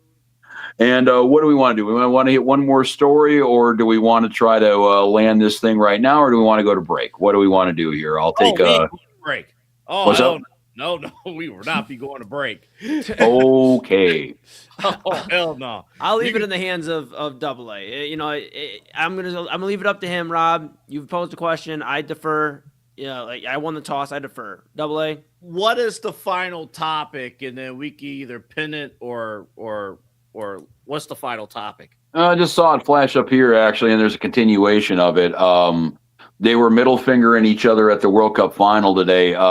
So was I right in seeing that Tom Brady slapped the shit out of Logan Paul? Yeah, that happened. Okay. Yeah, that happened. And what we're getting Carl Anthony Towns and Jalen Brunson now doing a tag team match against Halliburton and who is the Danhausen? What, the boogeyman? Who? Dude, it's Cathausen now. It's Cathausen. And he came out of the cloning machine. He is...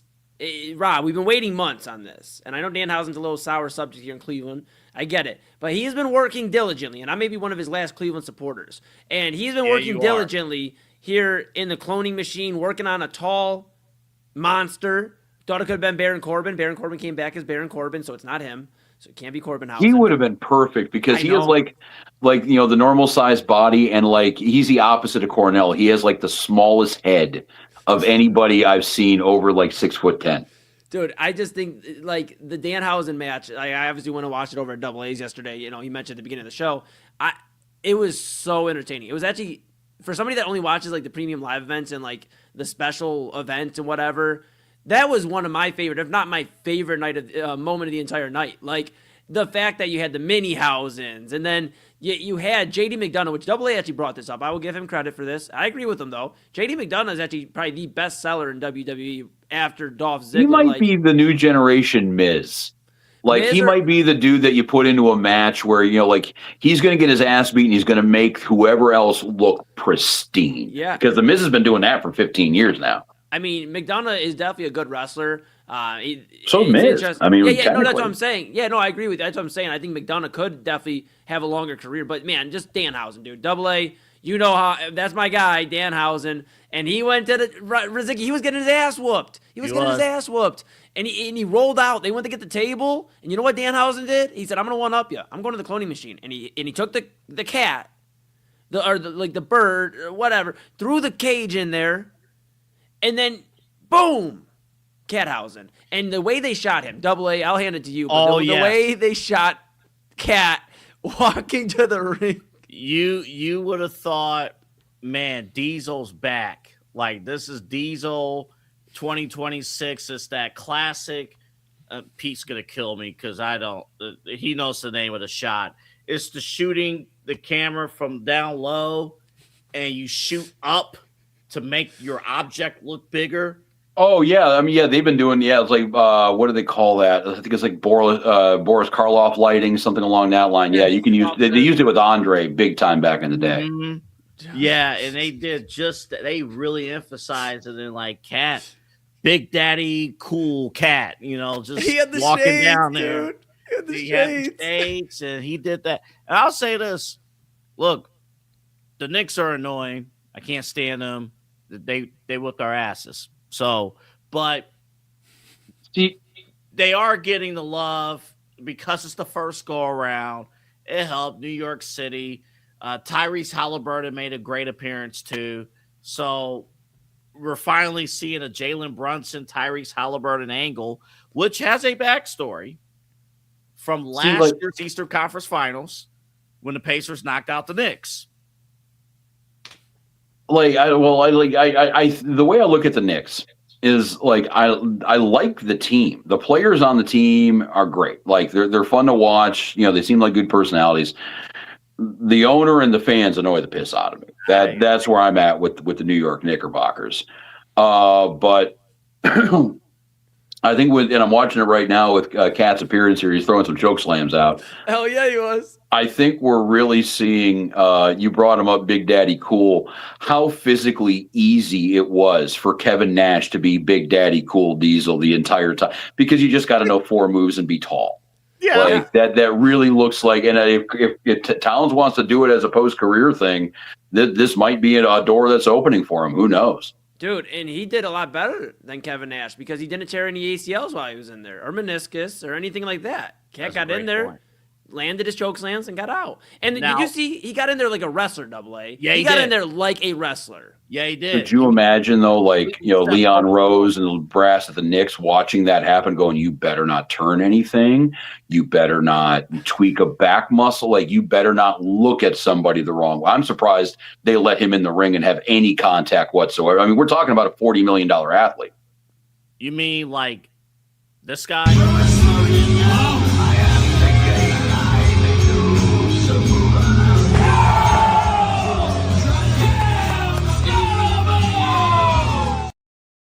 I thought Cody Rhodes trying to kick a field goal was the worst thing to come out of Fanatics Fest. Wow. That was what, Cam Scadaboo, the lunk-headed running back of the New York Football Giants, coming off what, a bad leg injury, right? That is correct. He's like Peyton Hillis if Peyton Hillis played less time than Peyton Hillis did. And if Peyton Hillis was dumber.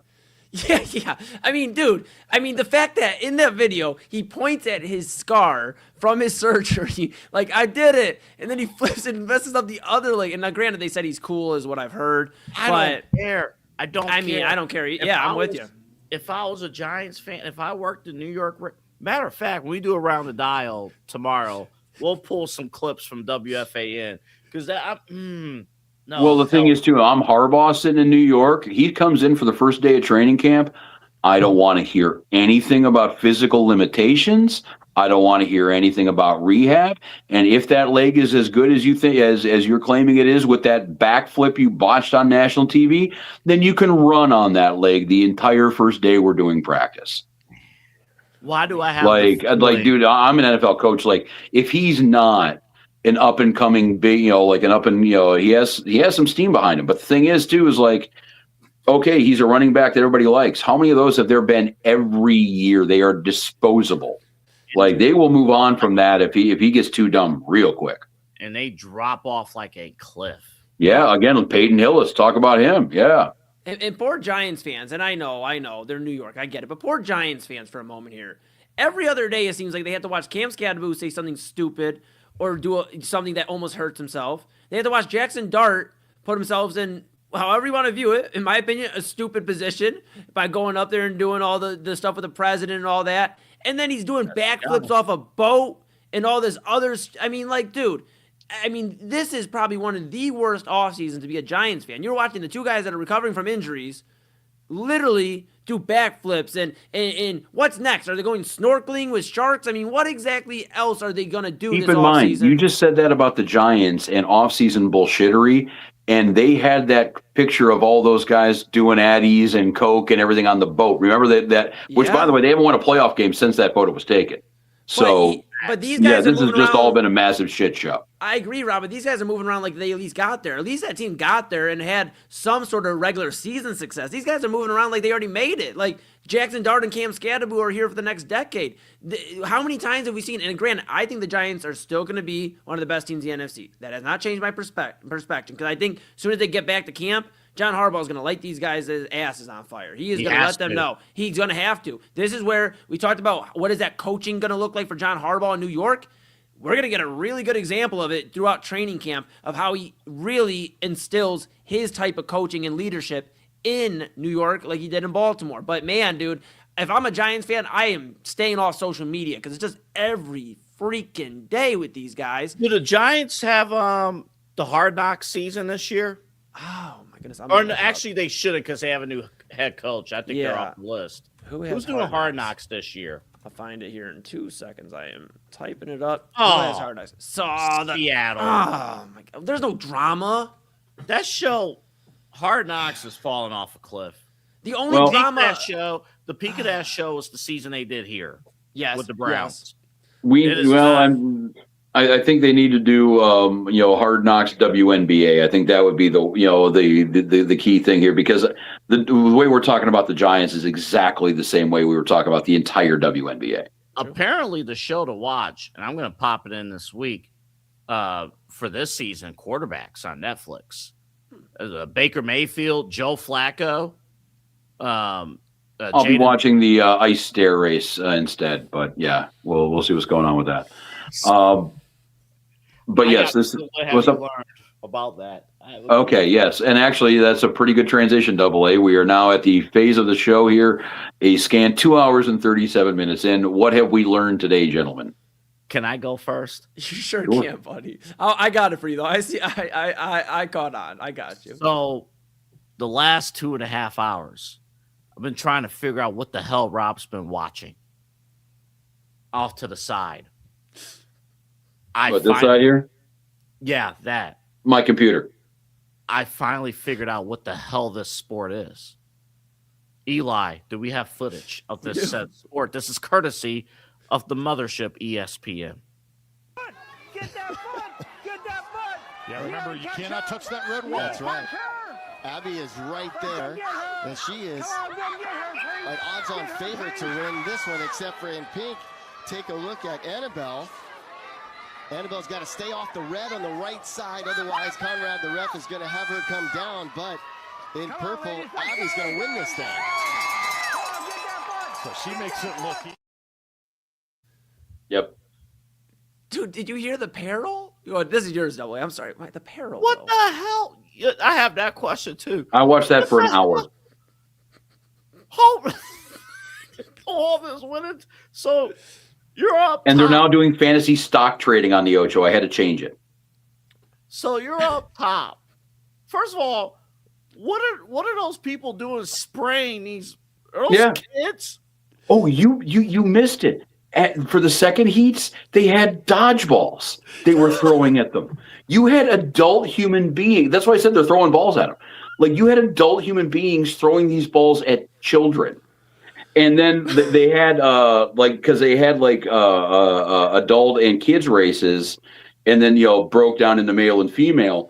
They were getting ready for like the girls race, the little kids girls race, and they cut to like this 14-year-old boy in the stands, and he has this dodgeball, and you can tell mom is saying, you are not going to throw it as hard as you can. You are not. And like, this dude was getting ready to go, and he was going to put some carnage down and just put somebody out of their misery. Like, I mean, yeah, it's seriously guts plus roller derby. What Double dare plus roller derby. What in the crack baby sports is this? What? Mm-hmm. So that's the weirdest thing I've seen right now, and I'm looking at a picture right now of Mean Gene Okerlund in lederhosen. So it's been a kind of an odd day. Double A said, what I learned this weekend is what Rob watched. What I haven't learned is what exactly it still is. That's the part 2. We'll come back to part 2, Double A, when you have the actual, the research. It's an orthopedic surgeon's dream, is what it is. Sure is. I'm doing research on this now. I am doing.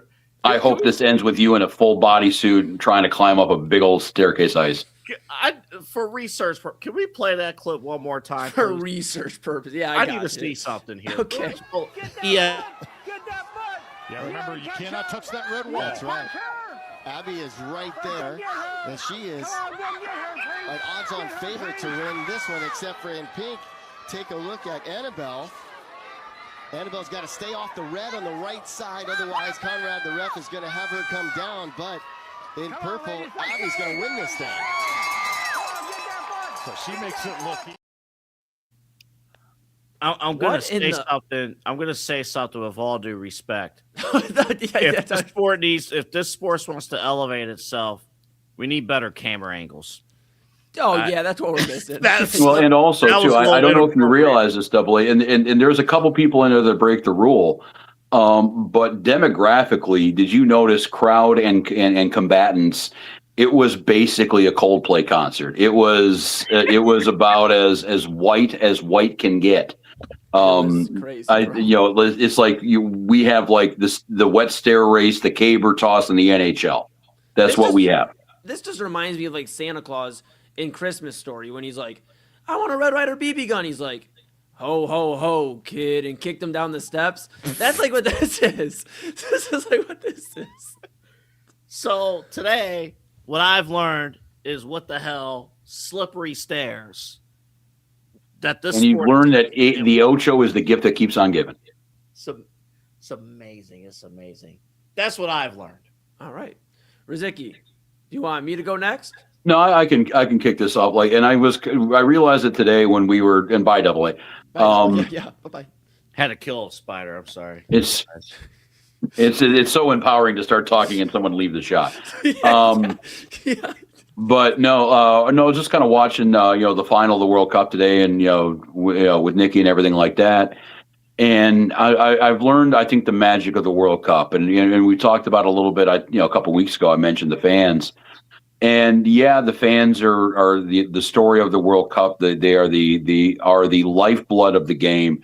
They were the antiseptic that cured this infection that FIFA was trying to do with all the money and the sponsorships and the shadiness. The fans were definitely washed all of that crap away. But even more than that, and it kind of goes with anything. It goes with World Cup soccer. It goes with NFL football. It goes with that ice, the ice stair race that we were just put on the screen there. The great thing about sports is the communal aspect of it. We've all watched games by ourselves in apartments or, just, on our phone now, whatever. But I think we can all agree that watching a game with a group of people is better. And I think it's the reason why we do it in a lot of cases. Like watching those fans in a 0-0 World Cup draw, nobody looked comfortable. Everybody was on, just waited with bated breath and living and dying with every shot and save and cross and a bunch of other soccer words I don't know. But they were having a great old time with that. And you don't get that when you're watching it by yourself, in a quiet room and, with civilized people hanging out around you. You want that craziness. That's why we're here. Like some of my greatest memories as a fan, I remember the people around me more than I remember the moment itself. If I'm working at the bar, if I'm with you guys, if I'm at the stadium, whatever, it's just better. And, that's why they make their money. That's why they can get away with what they want to get away with, because, they know that whatever tomfoolery they're doing, but, executives or commissioners are doing behind the scenes, it all gets ignored once that ball drops, once that puck hits the ice, once that first pitch gets thrown, once that ball gets thrown in the air for the opening tip. It's an anesthetic. It cures any infection, any disease, any sort of controversy. It's because the fans are there, and it's because the fans are having a great old time. And quite honestly, I can't think of another experience in life that equals sitting in a big group of people watching either you guys at the 2016, watch parties for the Cavs and stuff back in the day. You're watching a game on TV, but you're doing it with 2,000 people, and it's awesome. That's what this is. That's why we're here. And the World Cup with fans from around the globe, from Scotland, from Korea, from Mexico, from, Cape Verde. We all learned where Cape Verde was on the map because all of a sudden these guys can play some ball here.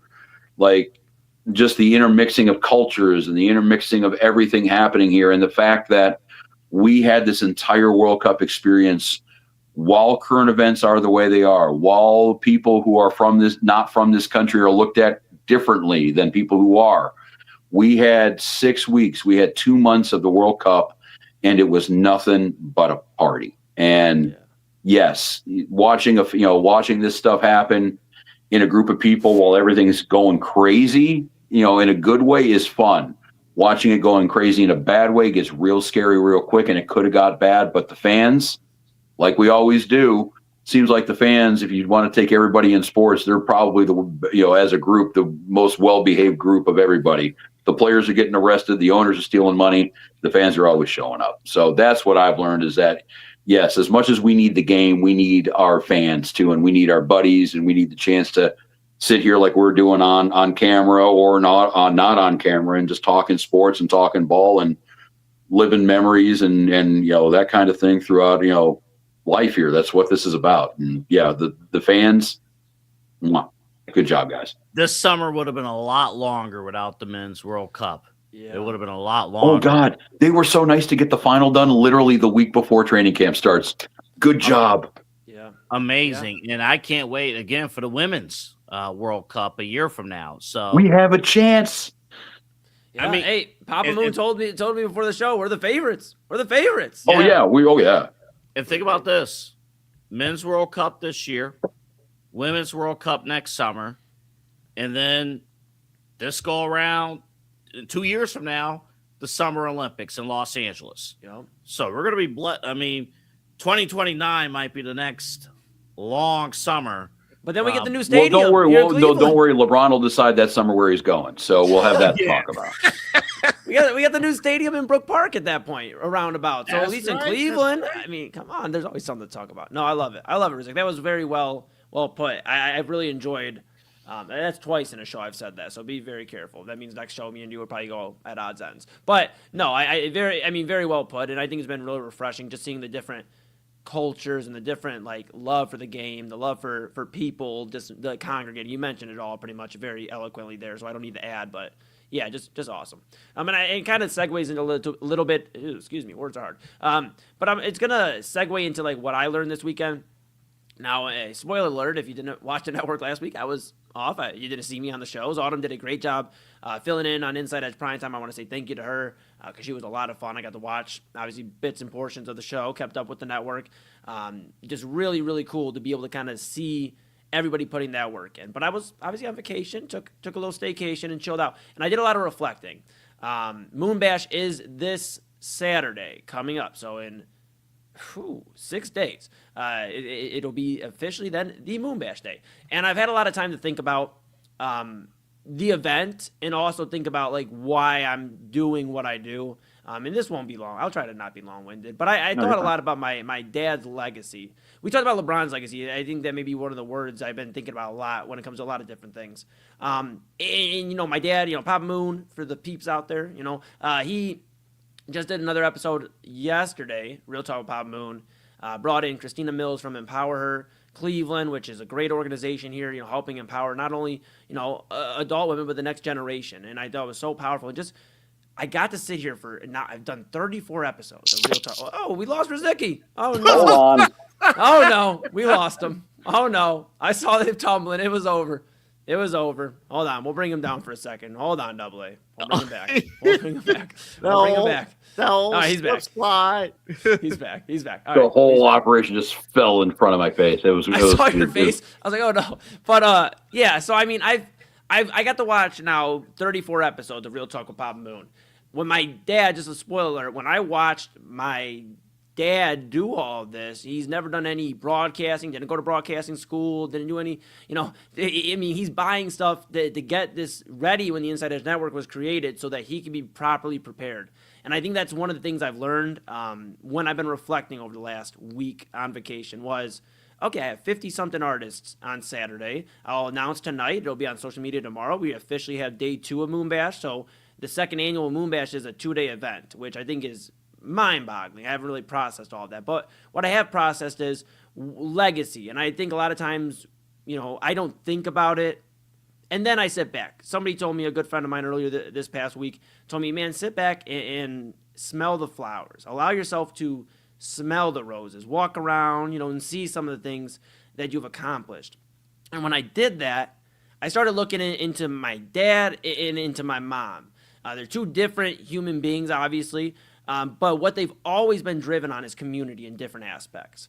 My dad is a community legend. I'm the second most favorite Moon when he walks in the door anywhere we go. He is somebody that is not only having, I hear on Saturdays, 5 o'clock on the Inside Edge Network, people sharing their stories, but ladies and gentlemen, that is happening off camera as well. I've seen it happen in real life. My dad has moved a ton of people in terms of just being a listening ear and building community. And my mom's done the same. My mom, I love her. She's more of the let's party and bring the community together. Just two different vibes. But man, Mama Moon is so integral in my life as well. And I guess long story short, what I learned this weekend is we're in a position now in our lives, wherever we may be. And I know we're all, all different ages, and whoever's watching at home, we're all in different ages and whatever. We're at a point now where start thinking about your legacy, whether it is just being a good family man or woman, whether it is, what you want to impact. Start thinking about that. Because I'm going to be honest, a few weeks ago, somebody said, are you excited? Moon Bash is a few weeks away. I said, buddy, if you could see my hair on fire right now, I'm working to just make sure this event goes, without a hitch. We do it and it works out well. And I have no doubts about that. But I think when you start thinking about why you're doing it, the legacy you want to leave, I think that's powerful. So what I learned this weekend is just, if you haven't recently, reflect on what you exactly want to leave for whoever it is that's here after you, whether it is your kids, your nieces, your nephews, your grandkids, whoever it is.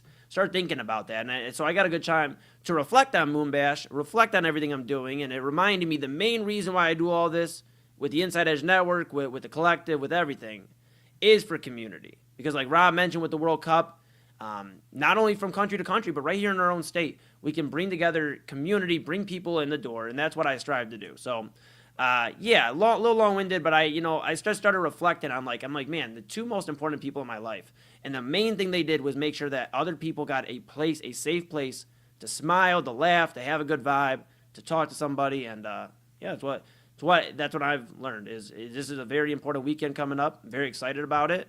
And, yeah, man, that's it. That's all I got, fellas. I don't know. That's all I got. Love it. I love it. And we have more announcements about that event coming up tomorrow. Yes. Here on the network. I cannot wait. And it should be a fun time. Definitely. And yeah, that's a whole other deep conversation, about legacy and all that. And I should say all that, but that's a deep conversation. One last thing, folks.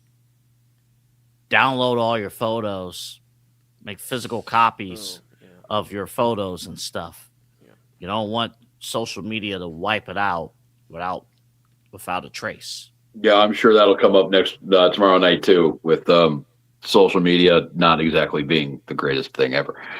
But that being said, follow us on Facebook, Twitter, Instagram, TikTok. Do we have a Snapface, all that kind of stuff too? Twitch. We're working on it. Twitch. Okay, cool. Yes. Eli's right. Yes. All righty. Well, it has been a short 3 hours, everybody. It has been nice talking to you guys again every Sunday night here on the Inside Edge Network. I'm glad that we have a full crew tonight. Everybody's back from vacation. We have all scoured the planet now for the last couple of weeks, and we have all assembled here again, and we should be probably in a pretty good routine now up until really the beginning of football season. So yeah, that's just right around the corner. But for everybody here in studio, I'd like to thank you all for listening to us and spending 3 hours of your time with us. For Double A, for Eli Moon, for myself, Rob Rozycki, thank you for listening, and we'll be back next week.